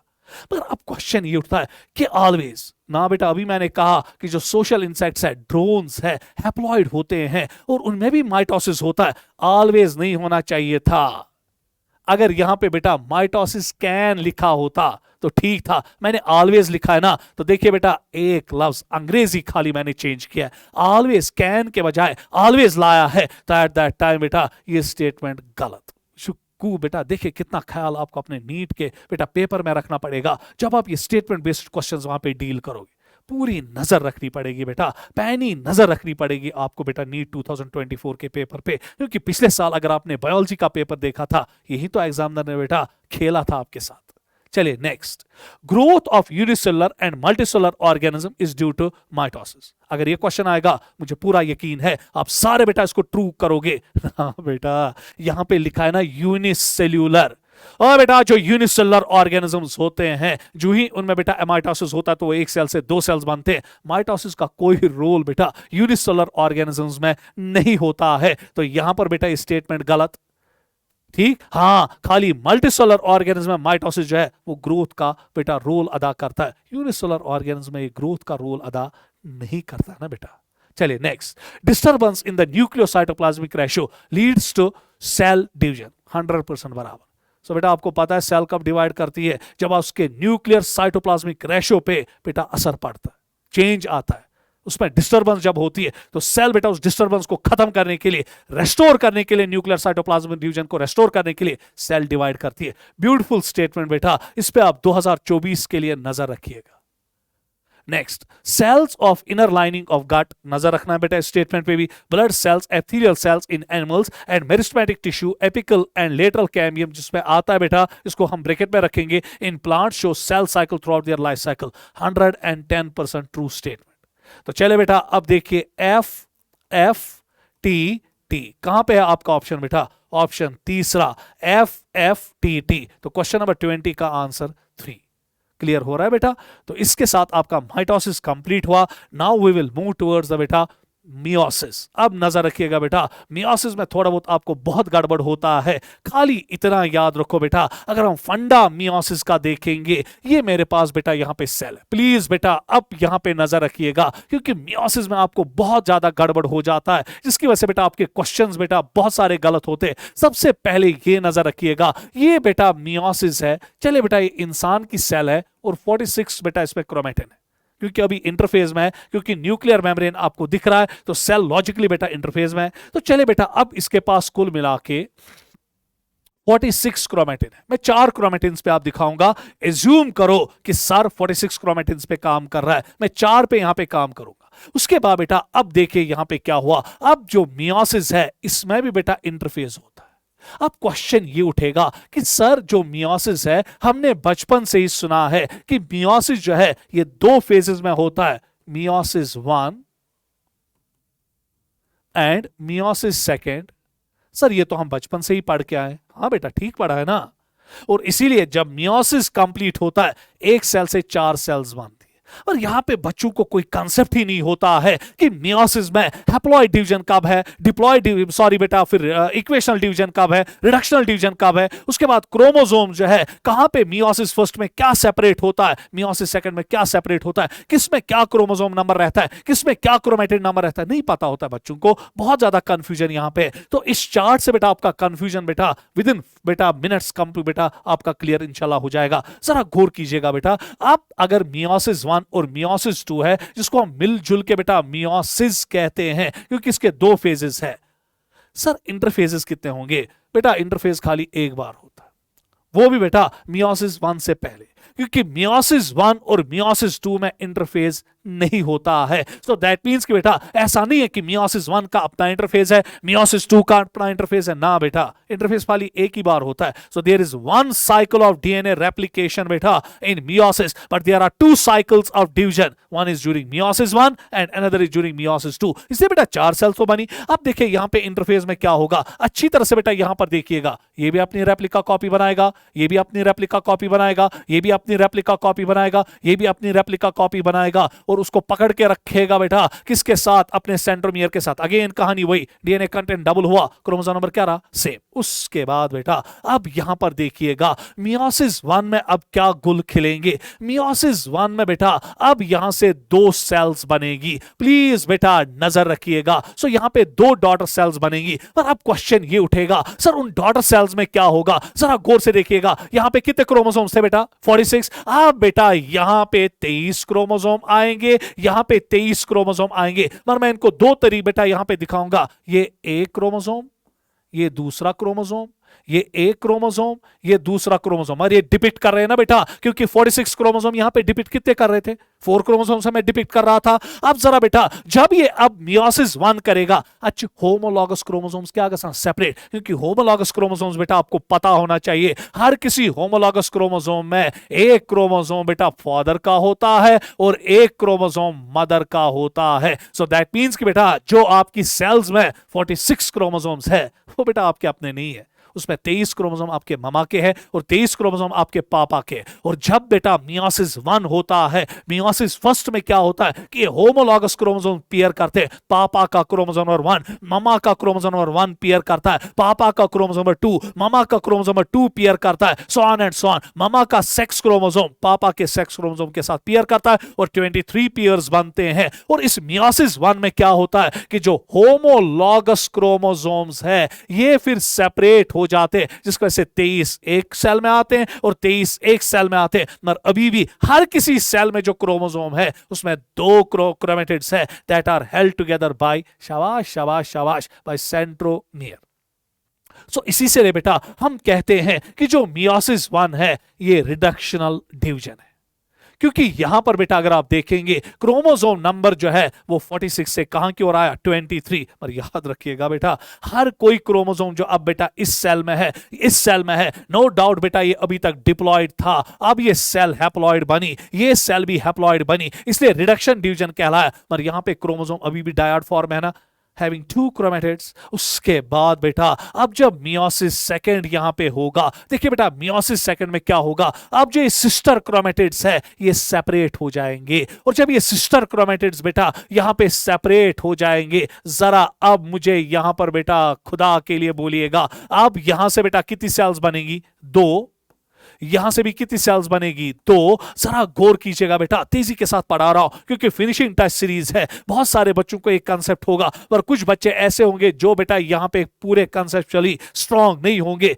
अब बेटा इसमें इसका एक क्रोमैटिड, इसमें इसका एक क्रोमैटिड, इसमें इसका एक क्रोमैटिड, इसमें इसका एक क्रोमैटिड। यहां पे 2 क्रोमोसोम्स डिपिक्ट करते थे ना, रिप्रेजेंट करते थे ना 23 क्रोमोसोम्स को, ये 23 ये 23। इसी तरह बेटा यहां पर एक क्रोमैटिड, ये इसका एक क्रोमैटिड, इसमें इसका एक क्रोमैटिड, इसमें एक क्रोमैटिड, इसमें भी आएगी ना 23। और यहां पर बेटा जो क्रोमोसोम्स आपको मिलेंगे वो अब बेटा डायड फॉर्म में नहीं मिलेंगे, मोनाड फॉर्म में मिलेंगे, पर क्रोमोसोम नंबर क्या रहा, सेम। सो दैट मींस कि बेटा मियोसिस फर्स्ट में होमोलॉगस क्रोमोसोम्स बेटा जो है वो सेपरेट होते हैं, मगर मियोसिस सेकंड में बेटा सिस्टर क्रोमैटिड सेपरेट होते हैं। एट द एंड यहां पे आपको क्रोमोसोम ऐसा दिखेगा और यहां पे एट द एंड आपको क्रोमोसोम मोनाड दिखेगा और यहां पे एट द एंड डायड दिखेगा। इश्थाउनी कॉन्सेप्ट याद बेटा। तो चलिए क्वेश्चन की ओर हम आएंगे, तेजी के साथ बोला। चलिए, which of the following is the correct statement with respect to meiosis. Meiosis के मुतलक यहां पे करेक्ट स्टेटमेंट कौन कौन सी है। इट इन्वॉल्व्स, करेक्ट स्टेटमेंट को बेटा एनसर्कल करूंगा, नहीं तो कभी कभी मुझे फिर स्किप होता है, करेक्ट को इनकरेक्ट बताते हैं और इनकरेक्ट को करेक्ट, तो इसलिए बेटा आज मैं करेक्ट को एनसर्कल कर रहा हूं ताकि बेटा मुझे भी नजर रहे, क्योंकि बोर्ड पे फिर देखना फिर वापस आना बहुत मुश्किल होता है। It involves 2 sequential cycles of DNA replication. अभी मैंने कहा इंटरफेस बेटा खाली एक ही बार होता है, तो कहां पे 2 सीक्वेंशियल बेटा साइकिल्स है डीएनए की, इसलिए बेटा ये स्टेटमेंट फॉल्स। हाँ बेटा, 2 साइकिल्स ऑफ डिवीजन होते हैं सेल डिवीजन, मगर 1 साइकिल ऑफ डीएनए रेप्लिकेशन होता है। तो स्टेटमेंट गलत बेटा। Next, it occurs in specialised diploid cells. Yes बेटा, called germ cells during gametogenesis. क्योंकि आपको पता है बेटा, आपका स्पर्मेटोगोनिया हो स्पेशलाइज्ड डिप्लॉयड जर्म सेल है, फीमेल्स में oogonia specialised diploid germ cell है, उन्हीं में तो बेटा मियोसिस होता है।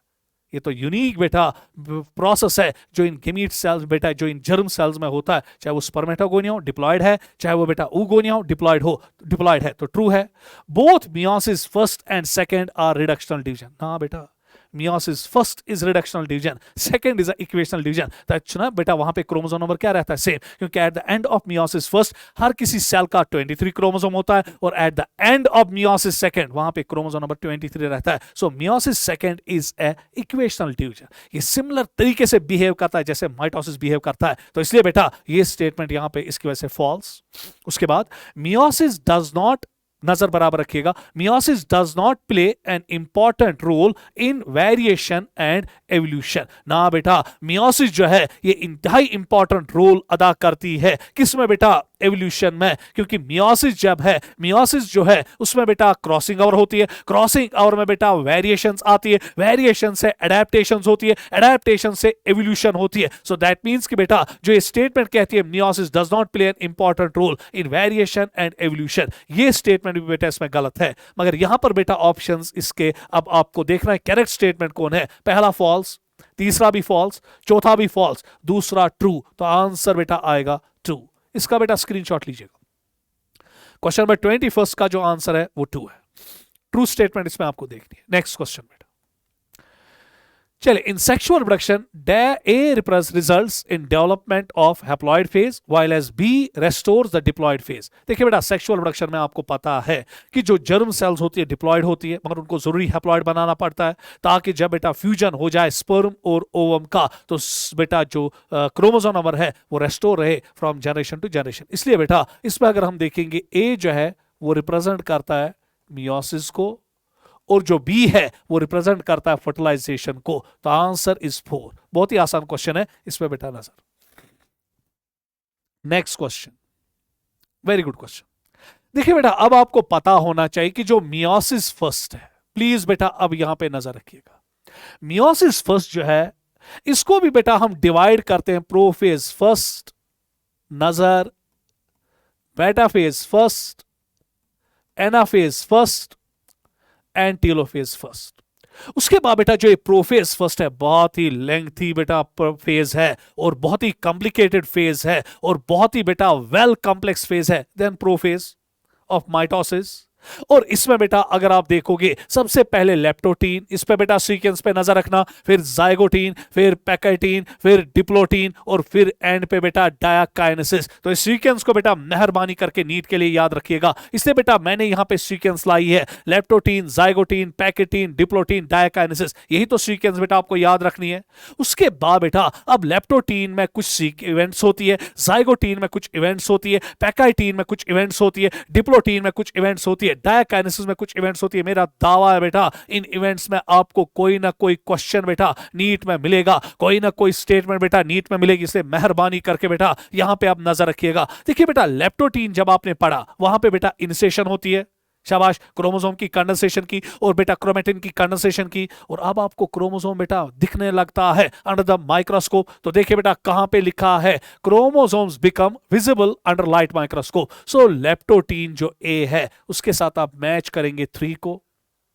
उसके बाद जाइगोटीन, जाइगोटीन में आपको पता है कि होमोलॉगस क्रोमोसोम्स बेटा जो है पेयर करते हैं, बाइवेलेंट्स बनते हैं, और उसकी वजह से बेटा उनमें साइनोटोनिमल कॉम्प्लेक्सेस जनरेट होते हैं जिसकी वजह से वो बाइवेलेंट्स बनते हैं। तो देखना ये है, और उसी प्रोसेस को हम साइनेप्सिस कहते हैं। तो देखिए बेटा दैट मींस कि जाइगोटीन के साथ हम 1 को बेटा मैच करेंगे, synapsis, synaptonemal complex, bivalents and tetrad formation. इतने जो याद बेटा, तो दैट मींस कि आपका जाइगोटीन के साथ 1 मैच हो रहा है। उसके बाद पैकेटीन, पैकेटीन में बेटा आपको पता है क्रॉसिंग ओवर होता है। और एक और चीज, बाइवेलेंट्स का बनते हैं बेटा जाइगोटीन में, और अल्लाह की कसम वो सबसे खूबसूरती के साथ आपको दिखते हैं जाइगोटीन में नहीं, पैकेटीन में। ये बेटा नेक्स्ट 2024 के लिए याद रखना। तो पैकेटीन में आप लिखेंगे बाइवेलेंट्स और टेट्राड्स अपीयर क्लियरली, इस पे नजर रखिएगा। Crossing over and recombination nodules are formed. Either जो तो याद बेटा, सो दैट मीन्स कि पैकाइटीन के साथ हम मैच करेंगे 2 को। उसके बाद डिप्लोटीन में आपको पता है कियाजमेटा बनता है, एक्स शेप्ड स्ट्रक्चर बनता है, क्या कहीं लिखा है, और बेटा साइनेप्टोनीमल कॉम्प्लेक्स डिसॉल्व हो जाता है। तो ये देखिए बेटा, X shaped structures called chiasmata form dissolution of synaptonemal complex, so that means diplotene के साथ आप सीधे 4 को लगा देंगे। उसके बाद डायकाइनेसिस में बेटा होमोलॉगस क्रोमोसोम्स पूरी तरह से सेपरेट होते हैं, जिसको हम टर्मिनलाइजेशन कहते हैं। वही तो यहां लिखा है, terminalisation of chiasmata and condensation complete. इसी याद था बेटा। जरा माइटोसिस में बोलो मुझे, कंडेंसेशन कहां पे कंप्लीट होती है? मेटाफेज में। यहां पर बेटा प्रोफेज में ही कंडेंसेशन कंप्लीट होती है, और वो भी प्रोफेज के किस स्टेज पे बेटा? डायकाइनेसिस पे। इस पे बेटा नजर रखिएगा। एक तो याद रखिएगा बाइवेलेंस कहां पे क्लियरली विजिबल है? पैकाइटीन में। और उसके बाद कंडेंसेशन कब कंप्लीट हो जाती है? मियोसिस में, डायकाइनेसिस में। उसके बाद बेटा यहीं पे न्यूक्लियोलस, न्यूक्लियर मेम्ब्रेन और बाकी बेटा गोल्गी कॉम्प्लेक्स और ईआर डिसइंटीग्रेट होता है। तो ई के साथ आप बेटा 5 लिखोगे। तो देखिए बेटा कहां पे ऑप्शन है? Third, 1, second, fourth and fifth. Second option बेटा। लंबा सवाल था, इस पे नजर रखिएगा बेटा। यहां से नीट में 2024 में क्वेश्चन आने के चांस। तो 23rd क्वेश्चन का answer 2। Next statement based question, 2 statements मैंने यहां लाई है। Crossing over occurs between sister chromatid during pachytene and it is an enzyme mediated process, बराबर the enzyme involved is recombinase present in recombination nodules. सब कुछ ठीक लग रहा है, मजे में सब कुछ चल रहा है, मगर बेटा मुसीबत देखिए कहां पर है। मैंने सिस्टर क्रोमेटिड्स लिखा है क्योंकि अगर ये बेटा अब यहां पे मैं बाइवेलेंट लूंगा, ये होमोलॉगस क्रोमोसोम है जिसमें एक फादर का है एक मदर का है। ये बेटा एक क्रोमेटिड, दूसरा क्रोमेटिड, तीसरा, चौथा। सो जो क्रोमेटिड्स बेटा सेम सेंट्रोमियर के साथ जुड़े होते हैं सिस्टर क्रोमेटिड्स है, और ये बेटा 3 और 4 सिस्टर क्रोमेटिड्स है। मगर बेटा 1 और 3, 2 और 4 आर नॉन सिस्टर क्रोमेटिड्स, और इन्हीं के बीच में बेटा क्रॉसिंग ओवर होती है। सो क्रॉसिंग ओवर होमोलॉगस क्रोमोसोम्स में होती है between the non sister chromatids. यहां पे क्या लिखा बेटा? Sister chromatids. खत्म। oocytes of some, इस पे नजर रखना बेटा, oocytes of some vertebrates remain suspended in diakinesis stage for months or years। देखिए बेटा आपने रिप्रोडक्शन पढ़ा होगा, वहां पे गेमिटोजेनेसिस पढ़ा होगा, गेमिटोजेनेसिस में oogenesis पढ़ा होगा, और oogenesis में आपने पढ़ा होगा कि बेटा ड्यूरिंग फीटल लाइफ फीमेल में बेटा सस्पेंड होता है, मियोसिस में बेटा डायकाइनेसिस पे बेटा डिप्लोटीन स्टेज पे वहां पे बेटा सस्पेंड होता है फीमेल में प्राइमरी oocyte। वो बेटा फिर फर्दर मियोसिस नहीं दिखाता है टिल प्यूबरिटी। सो यहां पर बेटा डायकाइनेसिस लिखा है ना, तो लिखना क्या होना चाहिए था बेटा? डिप्लोटीन। तो इसकी वजह से बेटा ये स्टेटमेंट भी गलत। तो मैंने डायकाइनेसिस लिखा है, एक्चुअली बेटा ये अरेस्ट कहां पे होता है? डिप्लोटीन स्टेज में। तो answer is both are incorrect. तो ऑप्शन नंबर 2 क्वेश्चन में 24 में दोनों स्टेटमेंट्स जो है वो गलत है। तो देखिए बेटा मैं थोड़ा बहुत, जो बैटरी हमारी है वो बेटा इस माइक की थोड़ा बहुत डाउन हो रही है, तो यहां से मुझे इंस्ट्रक्शन आई, तो तब तक मैं पानी भी पीऊंगा। मुझे एक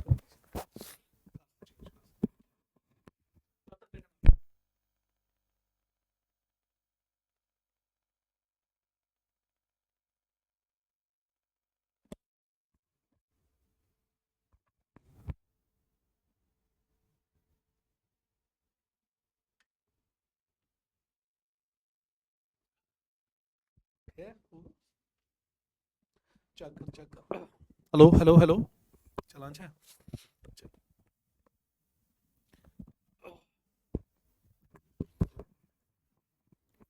चलो बेटा स्टार्ट करेंगे। तो दैट मींस कि 24th जो क्वेश्चन है, माइक पहले चेक करो, माइक चल रही। तो जो 24th क्वेश्चन है उसका जो आंसर है बेटा दैट इज 2, क्योंकि इसमें दोनों स्टेटमेंट्स बेटा इनकरेक्ट। यहां पे सिस्टर है, होना चाहिए था नॉन सिस्टर। यहां पे डायकाइनेसिस है, होना चाहिए डिप्लोटीन। नेक्स्ट क्वेश्चन बेटा, select the correct sequential arrangement of the steps that occur during meiosis 1। Again बेटा जैसे मैंने माइटोसिस में किया था, तो यहां पर भी हम वही करेंगे। तो नजर बेटा अब आपको सीक्वेंशियली बेटा इन इवेंट्स को लाना है। अगेन बेटा ये देखना कहां पे कौन सी इवेंट होती है, उसके बाद उसको सीक्वेंस में लाना। फॉर्मेशन ऑफ साइनेप्टोनीमल कॉम्प्लेक्स आपको पता है बेटा, leptotene, zygotene, pachytene, diplotene, diakinesis. ठीक, तो जो बेटा साइनेप्टोनीमल कॉम्प्लेक्स है वो जाइगोटीन में बनता है। Next, lining of paired chromosomes oblique bivalents at equator, ये बेटा मेटाफेज सेकेंड में होता है, नजर बराबर रखिएगा। पेयरिंग ऑफ होमोलॉगस क्रोमोसोम्स, ये बेटा जाइगोटीन में होता है। उसके बाद disappearance of nucleolus and nuclear membrane, ये डायकाइनेसिस में होता है। प्लीज बेटा नजर रखिएगा। फॉर्मेशन ऑफ कियास्मेटा, ये आपको पता है बेटा, ये डिप्लोटीन में हो जाता है। Separation of homologous chromosomes, separation of homologous chromosome जो है वो एनाफेज सेकेंड में होता है। और क्रॉसिंग ओवर जो है वो पैकाइटीन में होता है। बस बनिया बेटा सीक्वेंस। अब आपको पता है लेप्टोटीन का कोई यहां पे बेटा स्टेटमेंट नहीं है, जाइगोटीन के 2 स्टेटमेंट्स यहां पर है। प्लीज बेटा अब यहां पे नजर रखिएगा। अब जाइगोटीन से ही हमें स्टार्ट करना है ना। अब क्वेश्चन ये उठेगा, फॉर्मेशन ऑफ साइनोटोमियल कॉम्प्लेक्स है कि पेयरिंग? पहले बेटा क्रोमोसोम नजदीक आएंगे ना, फिर तो कॉम्प्लेक्स बनेगा। सो दैट मींस कि बेटा पहले सी होगा, ठीक। उसके बाद बेटा जाइगोटीन में एक और स्टेटमेंट आ रही है ना, फॉर्मेशन ऑफ साइनोटोनिमल कॉम्प्लेक्स। सो जब क्रोमोसोम अब नजदीक आ गए, फिर इनके बीच में साइनोटोनिमल कॉम्प्लेक्स बनेगा। सो सी के बाद बेटा ए होगा। उसके बाद अब जाइगोटीन के बाद पैकेटीन है। क्या पैकाइटीन की कोई स्टेटमेंट है क्रॉसिंग ओवर? तो बेटा दैट मीन जी। उसके बाद पैकाइटीन के बाद डिप्लोटीन आएगा। क्या डिप्लोटीन की कोई स्टेटमेंट है? यस बेटा ई। डिप्लोटीन के बाद डायकाइनेसिस आएगा। क्या कोई डायकाइनेसिस की स्टेटमेंट है? यस, तो डी। उसके बाद बेटा अब प्रोफेज खत्म, अब मेटाफेज फर्स्ट आएगा। क्या ये मेटाफेज फर्स्ट है यहां पे, sorry metaphase first, anaphase first, क्योंकि ये मियोसिस फर्स्ट चल रहा है। अब बेटा हम देखेंगे कि क्या मेटाफेज फर्स्ट की कोई स्टेटमेंट आ रही है। यस बेटा, क्योंकि इसके बाद मेटाफेज फर्स्ट आएगा, तो आंसर आएगा बी। उसके बाद बेटा अब हम देखेंगे मेटाफेज के बाद एनाफेज आएगा। क्या एनाफेज की कोई स्टेटमेंट आ रही है? तो एनाफेज की स्टेटमेंट आ रही है एफ। तो देखिए बेटा कहां पे इतनी तेजी के साथ हमने इस क्वेश्चन को किया। आप इसके तेजी के साथ भी करोगे, क्योंकि मुझे सिखाना पड़ता है CAGEDBF। तो बेटा CAG, और देखिए बेटा CAGEDFB,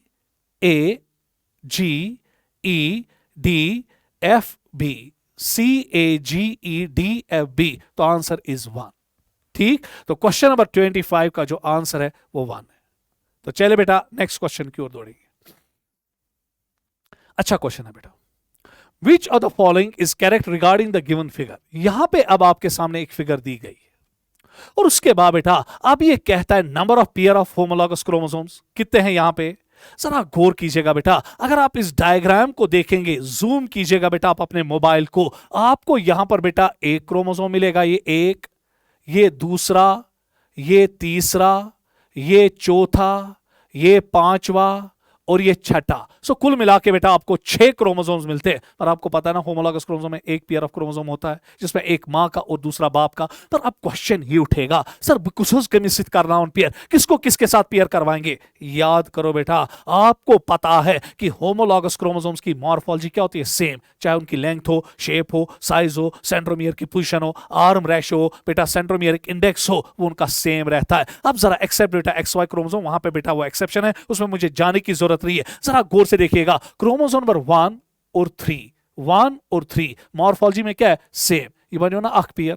चले बेटा उसके बाद क्रोमोसोम नंबर अगर आप देखेंगे 2 और 4 जो मैंने यहां डिपिक्ट किया, ये अगला पेयर बनाना। उसके बाद बेटा जरा छोटे बच्चे देखिएगा, 5th और 6th, छोटे छोटे बेटा नन्हे मुन्ने, 5th और 6th, ये एक और पेयर बनाना। सो कुल मिला के बेटा कितने होमोलॉगस क्रोमोसोम्स है, 3।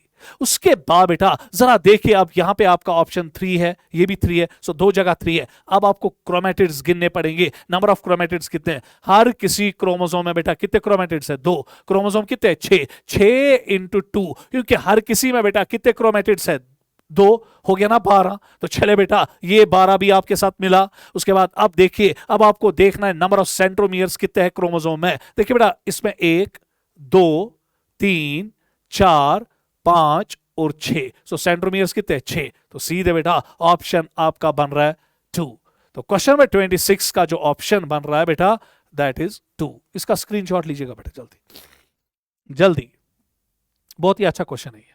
नेक्स्ट देखिए बेटा, ये क्वेश्चन थोड़ा बहुत मजेदार है, इसमें बेटा बहुत मजा भी आएगा हमें डिस्कशन करने में। Which of the following correctly shows a pair of homologous chromosome at the start of meiosis? देखिए इसने क्यों लिखा at the start of meiosis? That means कि बेटा अभी इसमें क्रॉसिंग ओवर नहीं हुई है, अभी ये प्योर फॉर्म है, मां का अलग क्रोमोसोम, बाप का अलग क्रोमोसोम। क्योंकि जब भी बेटा हम होमोलॉगस क्रोमोसोम्स का जिक्र करते हैं, इस होमोलॉगस क्रोमोसोम में एक क्रोमोसोम जो है वो मां का होता है और दूसरा बेटा फादर का होता है।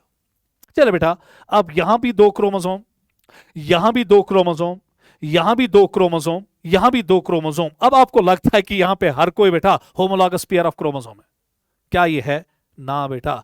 देखिए, मैंने अभी आपको कहा कि होमोलॉगस क्रोमोसोम में length, shape, size, binding pattern, arm ratio, centromeric index same होना चाहिए। चलिए हम लेंथ पे ही लेंगे, लेंथ सेम होनी चाहिए। जरा गौर से देखिएगा बेटा, इसमें इसकी लेंथ क्या है? ज्यादा, इसकी कम। खत्म बेटा, ये पेयर नहीं है, इसको हम क्रॉस करेंगे।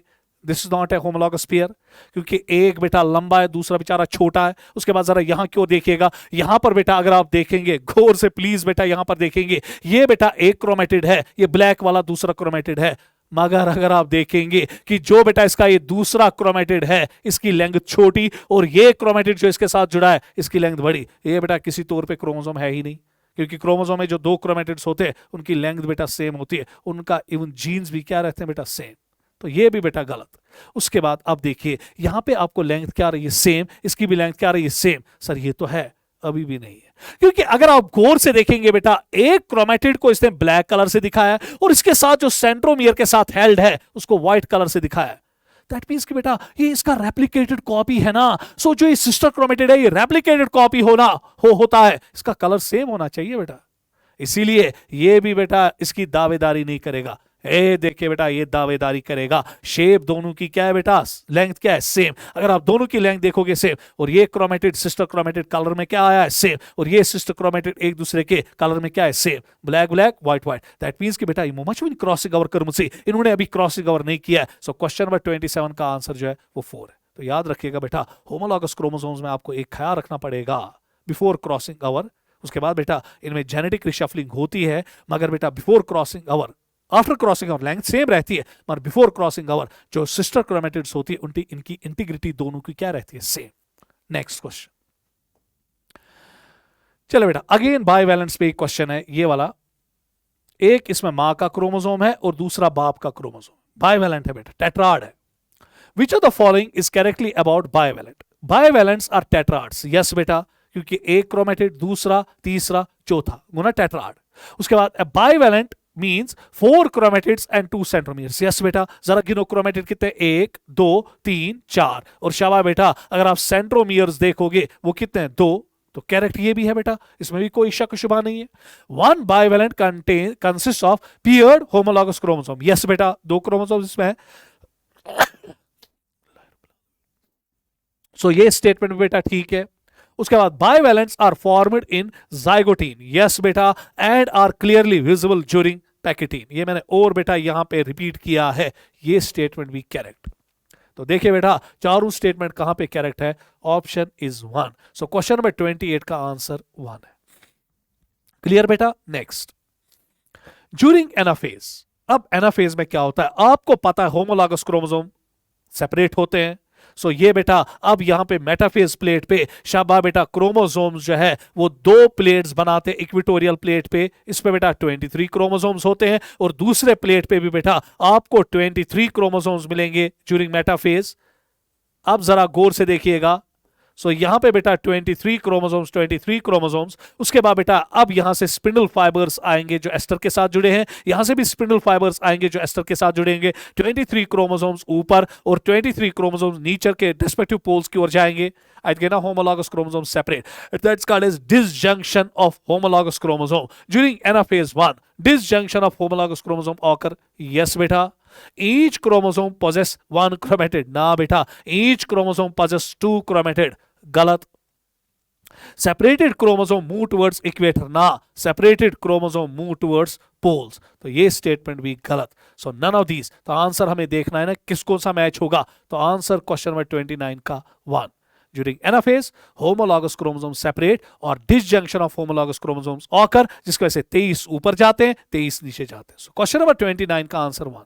नेक्स्ट क्वेश्चन बेटा, during telophase 1, decondensation of chromosome occur to a little extent, does not reach to the extent of interphase nucleus. Beautiful statement। देखिए बेटा, अब आप क्वेश्चन करोगे सर जब मियोसिस फर्स्ट कंप्लीट हुआ उसके बाद मियोसिस सेकंड को होना है, अब सर टीलोफेज जब आएगा, telophase first of meiosis first, क्या सर वहां पे कंप्लीटली क्रोमोसोम डिकंडेंस करेंगे और क्रोमेटिन में तब्दील होंगे? ना बेटा, क्या जरूरत है, क्योंकि इसके बाद इनको इमीडिएटली मियोसिस सेकंड दिखाना होता है। इसलिए बेटा डिकंडेंसेशन उतनी नहीं होती है कि ये बेटा बराबर इंटरफेज न्यूक्लियस तक जाए। डिकंडेंसेशन टू ए लिटिल एक्सटेंट हो जाती है, ताकि बेटा आपको इमीडिएटली मियोसिस सेकंड में जाना पड़ेगा, नहीं तो बेटा फिर इसको और कंडेंसेशन करनी पड़ेगी ना। तो इसलिए बेटा जब मियोसिस फर्स्ट खत्म, टीलोफेज उसका खत्म, तो डिकंडेंसेशन उतनी नहीं हो जाती है जितना बेटा होनी चाहिए थी टू अटेन द इंटरफेज, क्योंकि इसके बाद इंटरफेज नहीं होता है। तो इसीलिए बेटा ये स्टेटमेंट ठीक है। Statement 2, the stage between the two meiotic divisions is called as interkinesis. बेटा इसके लिए नीट के लिए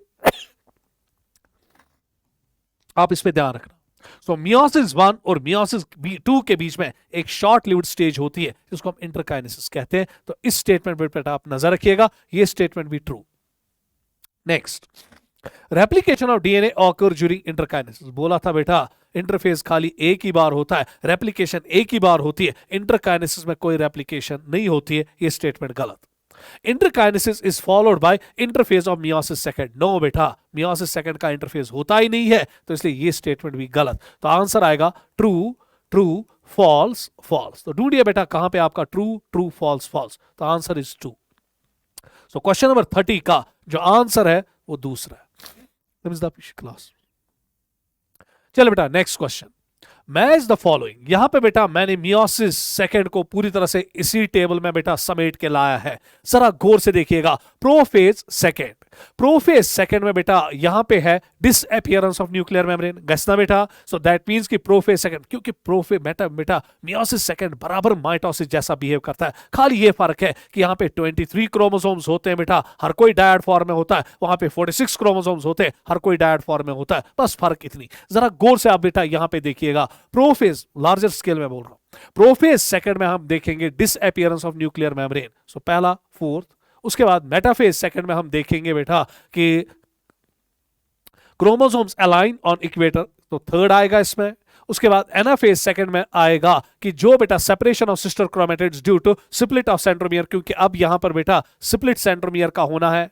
टीलोफेज सेकंड में enclosure of chromatin material in nuclear annulum, तो बेटा इसका 1 आएगा। ढूंढिए बेटा फोर्थ, थर्ड, सेकंड और 1, फोर्थ, थर्ड, सेकंड और 1, तो ऑप्शन इज 2। तो क्वेश्चन नंबर 31 का आंसर 2।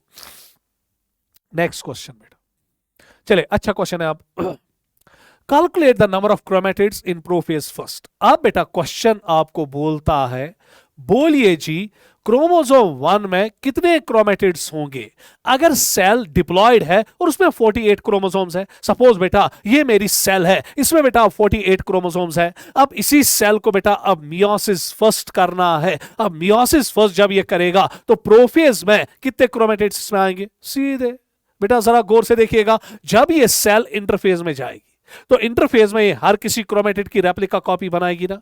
नो डाउट बेटा डीएनए कंटेंट क्या हुआ? डबल, मगर क्रोमोसोम नंबर क्या रहा? सेम। मगर बेटा क्रोमेटिड कंटेंट जो है वो मोनाड से क्या बना? डायड। सो दैट मींस कि बेटा जब ये प्रोफेज में जाएगा तो प्रोफेज में हर किसी क्रोमेटिन ने अपनी अपनी रेप्लिका कॉपी बनाई है ना, तो दैट मींस कि आएगा 48 इंटू 2। बेटा अभी तक ये मोनाड था ना इंटरफेज, जब ये इंटरफेज में आया मोनाड था। अब जब एस फेज में गया, डीएनए की रेप्लिकेशन हुई, डायड हुआ, तो क्रोमेटिन भी डबल हो जाएंगे ना। तो क्रोमेटिन जब डबल हुए तो क्रोमेटिड भी डबल हुए, तो दैट मींस कि आंसर आएगा 48 इंटू 2 इज 96। तो ढूंढो बेटा 96 का है, तो आंसर इज 4। इस पे नजर। नेक्स्ट क्वेश्चन बेटा, अगेन मैथमेटिकल क्वेश्चन है। In a daughter cell of a plant, थोड़ा बहुत मैं दूर हटूंगा ताकि मुझे भी अच्छी तरह से दिखे। In a daughter cell of plant after meiosis contains 8 chromosome. So suppose बेटा मियोसिस अब कंप्लीट हुआ, अब बेटा यहां पर आपके पास 4 सेल्स बन गए, इसके पास भी 8, इसके पास भी 8, इसके पास भी 8 और इसके पास भी 8 क्रोमोसोम्स है। और हर कोई क्रोमोसोम बेटा अब आपको पता है मोनाड स्टेज में है, एक क्रोमेटिड लेकर चल रहा है, एंड 16 पाइकोग्राम ऑफ डीएनए। और इसमें बेटा 16 पाइकोग्राम ऑफ डीएनए है। पाइको means 10⁻⁻12, 16 पाइकोग्राम्स, 16 पाइकोग्राम्स। then the number of chromosome and amount of DNA respectively in G1 phase of cell cycle is। हाँ बेटा, जब इस सेल ने स्टार्ट किया था अपना इंटरफेस, तो G1 फेज में कितना इसके पास क्रोमोसोम्स थे और कितना, शाबाश बेटा, इसके पास डीएनए था। क्रोमोसोम पे आप सीधे कैलकुलेट करोगे क्योंकि मियोसिस में डिप्लॉयड से हैप्लॉयड बनता है ना। सो दैट मींस कि G1 फेज में इसके पास कुल मिला के 16 क्रोमोसोम्स थे इनिशियली बेटा। पता गए नहीं बेटा, डिप्लॉयड टू हैप्लॉयड को अगर ऐसे ना हमारे सेल्स में इनिशियली 46 क्रोमोसोम्स होते हैं, फिर बेटा 4 सेल्स बनते हैं मियोसिस के एंड पे, हर किसी में 23 23 23 23 है ना। अब इसको नहीं गिनना बेटा, 18 18 18 18 आप प्लस करते जाओगे तो माशाल्लाह बेटा आपका सवाल 32 तक जाएगा। और यहां पे ऑप्शन भी किसी जगह अगर 32 होगा तो आप 32 लिखोगे ना, आपको खाली क्रोमोसोम नंबर जो है ये हैप्लॉयड है, इसको डिप्लॉयड पे लाना पड़ेगा, तो 16। पर अब बेटा अगला चुनौती जो इसमें है वो है 16 पाइकोग्राम डीएनए। बोलिए जी, जब इस सेल ने इंटरफेस शुरू किया था मियोसिस से पहले, तो उसमें कितना डीएनए था? जरा गौर से देखिएगा, डीएनए कंटेंट क्या होता है? डबल। सो दैट मींस कि अभी इसमें एस फेज नहीं हुआ है, हमें G1 फेज में ही देखना है ना। तो G1 फेज में इसके पास 32 था पाइकोग्राम्स, फिर 32 से बेटा एस फेज में 64 की ओर चला गया। जरा गौर से देखिएगा, आप अगर यहां पर देखेंगे 16 इंटू 4 हुआ ना बेटा आपका 64। सो दैट मींस कि बेटा यहां पर अगर 16 16 16 16 है, ये इंक्लूड है ना एस फेज में जो डीएनए कंटेंट डबल हुआ। पर यहां पे एक क्वेश्चन पूछा ना G1 में, अभी हमने बेटा इसलिए यहां पे इसको 32 पे लाया क्योंकि अभी डीएनए कंटेंट डबल नहीं हुआ है। हाँ, अगर ये मुझे कहता G2 फेज में, तो G2 फेज में मैं 16 लिखता और 64 लिखता पाइकोग्राम्स। मगर अभी बेटा एस फेज नहीं हुआ, डीएनए कंटेंट डबल नहीं हुआ, तो आंसर आएगा ना बेटा, मुझे 16 का इंटू 2 करना है। अगर एस फेज के बाद होगा तो 16 का इंटू 4 करना है। ठीक बेटा, तो आंसर आएगा पहला 16 32 पाइकोग्राम्स। चल बेटा नेक्स्ट क्वेश्चन। अब बेटा हम डायरेक्टली रीजन, असर्शन और रीजंस पे आएंगे और देखेंगे बेटा यहां पे हमें क्या क्या सीखने को मिलेगा। टाइम को अगर 1 मिनट। चलिए, assertion, mitosis is an equational division. Yes, इसमें तो कोई बेटा सेकंड थॉट ही नहीं है, ये इक्वेशनल डिवीजन है क्योंकि बेटा क्रोमोसोम नंबर बेटा डॉटर सेल्स में क्या रहता है? Same as that of parental cell.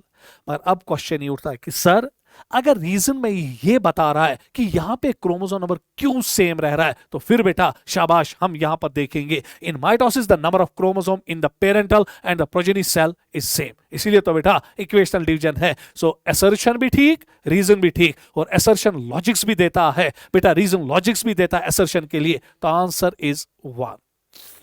चलिए next. The stage between the two meiotic divisions is called as interkinesis and it is generally short-lived. Yes बेटा, अगर हम देखेंगे meiotic 2 divisions के बीच में जो stage होती है interkinesis, और बहुत ही short-lived होती है।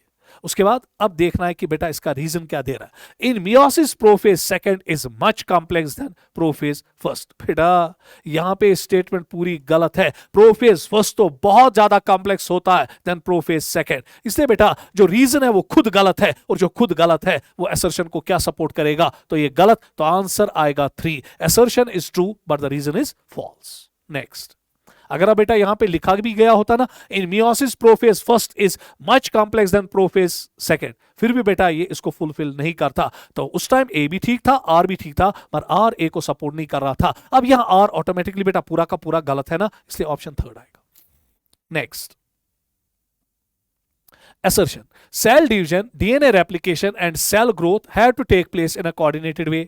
Yes बेटा, जरूरी कोऑर्डिनेशन में होना चाहिए ताकि डॉटर सेल्स अच्छी तरह से डिवाइड करे, ताकि क्रोमोसोम नंबर मेंटेन रहे। क्या वही लिखा है? It ensures correct division and formation of progeny cells containing intact genome. Yes बेटा, असर्शन भी ठीक, रीजन भी ठीक, और रीजन असर्शन को सपोर्ट भी कर रहा है, तो आंसर आएगा 1। Next question, telophase is also referred as reverse prophase.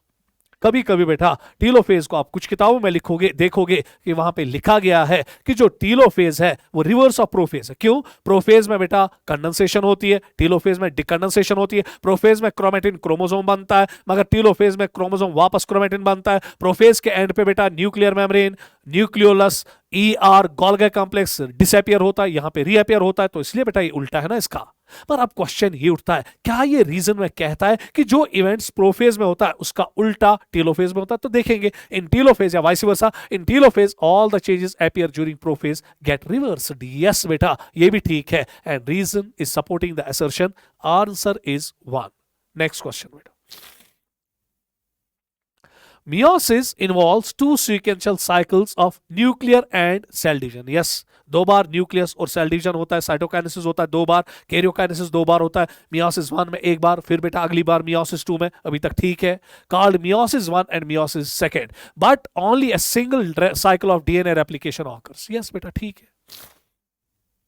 उसके बाद अगर ये रीजन में लिख रहा है ये इसलिए हो रहा है ताकि क्रोमोसोम नंबर डिप्लॉयड से क्या हो जाए, हैप्लॉयड, तो फिर बेटा बढ़िया है। Meiosis is aimed to produce reduced cells having half number of chromosome than the mother cell. बढ़िया, और रीजन assertion को सपोर्ट भी कर रहा है, तो आंसर आएगा 1। Next, During Pachytene, crossing over takes place which is dependent on recombinase. बोला था मैंने बेटा, क्रॉसिंग ओवर जो है एंजाइम डिपेंडेंट प्रोसेस है। इसमें बेटा एक एंजाइम काम करता है रिकम्बिनेस, जो बेटा क्या करता है, ब्रेकेज एंड यूनियन करता है सिस्टर क्रोमेटिड्स को, पहले नॉन सिस्टर क्रोमेटिड्स को पहले उनके सेगमेंट्स को काटता है, फिर उनको वापस बेटा जोड़ता है पर इंटरचेंज करके, जिसकी वजह से बेटा जेनेटिक वेरिएशंस आती है, जिसकी वजह से बेटा जेनेटिक वेरिएशंस आती है, जो जेनेटिक कॉम्प्लीमेंट है वो चेंज हो जाता है। अब मां का क्रोमोसोम वो नहीं रहता जो वो था, बाप का क्रोमोसोम वो नहीं रहता जो वो था।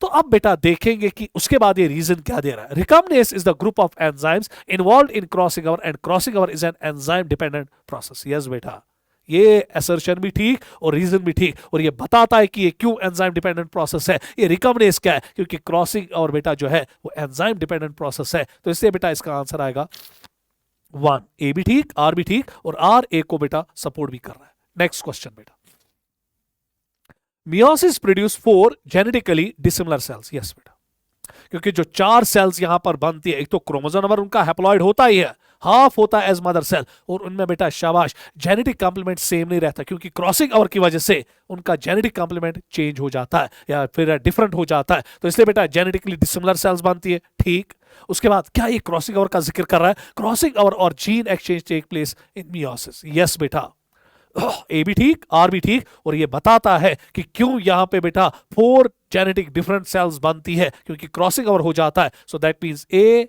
जो है, आर जो है वो ए को सपोर्ट कर रहा है, और आंसर आएगा 1। दोनों स्टेटमेंट्स ठीक है। चलिए नेक्स्ट क्वेश्चन,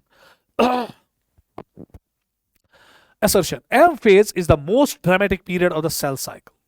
यस बेटा, क्योंकि मैंने कहा था कि वहां पे बहुत सारी रीऑर्गेनाइजेशन होती है, लिखा है कि नहीं, तो वही बेटा फिर इसको सपोर्ट भी करेगा। It involves a major reorganisation of virtually all components of the cell. Yes बेटा, ए भी ठीक, आर भी ठीक, और आर ए को सपोर्ट कर रहा है। Answer is 1। नेक्स्ट क्वेश्चन बेटा, बहुत अच्छा क्वेश्चन है, इस पे नजर रखो। Meiosis second is similar to mitosis. Yes बराबर है, अभी मैंने बोला। उसके बाद meiosis first cannot occur in haploid cells. अब बेटा जरा गौर से देखिएगा, अगर मियोसिस 1 हैप्लॉइड सेल्स में होगा तो बेटा वहां पे कहां फिर फर्दर क्रोमोसोम नंबर डिक्रीज होगा? मियोसिस 1 हमेशा डिप्लॉइड सेल्स में होता है, इसलिए बेटा ये स्टेटमेंट गलत, ये ठीक। नहीं तो यहां पे कंफ्यूजन होता है, तो नहीं हैप्लॉइड नेचर, मियोसिस 1 जो है वो कभी भी हैप्लॉइड सेल में नहीं हो सकता है, वो हमेशा डिप्लॉइड सेल में ही होता है, क्योंकि उसी की वजह से तो वो क्रोमोसोम को 2n से n तक घसीट के लाता है। तो आंसर बेटा ए ठीक, आर गलत, तो answer is 3। assertion is true but the reason is false, तो आंसर बेटा इसका 3 आएगा। Next question 43rd, variation is important for evolution to occur. Yes बेटा, वेरिएशन बहुत इंपॉर्टेंट है एवोल्यूशन के लिए। बढ़िया क्वेश्चन है बेटा, सब गलत करोगे इसको। अब क्वेश्चन ये उठता है, ये कहता है वेरिएशन एवोल्यूशन के लिए इंपॉर्टेंट है। क्यों? क्योंकि वेरिएशन बेटा एडेप्टेशन लाती है, इसीलिए एवोल्यूशन के लिए इंपॉर्टेंट है। पर आप देखिए बेटा रीजन में क्या लिखा है, variation is brought about by crossing over. अरे बेटा ये ऊपर कहता है variation is important for evolution, variation evolution के लिए इंपॉर्टेंट है। अरे भैया क्यों? ये लिखता है कि वेरिएशन होती है ड्यू टू क्रॉसिंग ओवर। बेटा वेरिएशन क्रॉसिंग ओवर की वजह से होती है, पर वेरिएशन क्यों एवोल्यूशन के लिए इंपॉर्टेंट है? So much at discussing. अच्छा, इसलिए बेटा असर्शन भी ठीक, रीजन भी ठीक, मगर बेटा रीजन जो है वो असर्शन को सपोर्ट नहीं कर रहा है। आंसर आएगा 2। इस पे नजर रखना बेटा, यहां पे आप गलती करते हो, क्योंकि ऊपर बोलता है variation is important for evolution. हाँ, अगर नीचे लिखता कि वेरिएशंस की वजह से अडेप्टेशंस आती है जो एक ऑर्गेनिज्म को डिफरेंट एनवायरमेंट्स में अडेप्ट करने की सलाहियत देता है, तो फिर बेटा ये ठीक था।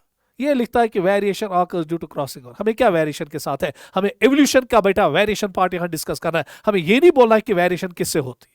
चले बेटा, इसलिए इसका आंसर 2 आएगा। चलिए लास्ट क्वेश्चन, चलिए स्मॉल, यहां पे small S, small disc-shaped structures at the surface of the centromere called kinetochores. Yes बेटा, kinetochores are proteinaceous structure, ये भी ठीक है। मगर बेटा हमें क्या करना है इसके स्ट्रक्चर को, हमें ये बोलना है कि काइनेटोकोर्स क्यों वहां पे होते, they give attachment to the spindle fibres. So यहां पे दोनों ठीक है, मगर बेटा शाबाश, रीजन असर्शन को सपोर्ट नहीं कर रहा है। तो इसलिए बेटा 44th क्वेश्चन का आंसर जो है वो 2 आएगा। तो इसी के साथ बेटा आपका जो सेल साइकिल है वो कंप्लीट हुआ। तो इंशाल्लाह बेटा अगले टाइम हम एक और चैप्टर के साथ आपके साथ जुड़ेंगे, that is cell as the basic unit of life. तो तब तक बेटा मुझे इजाजत दीजिए, सलाम अलैकुम।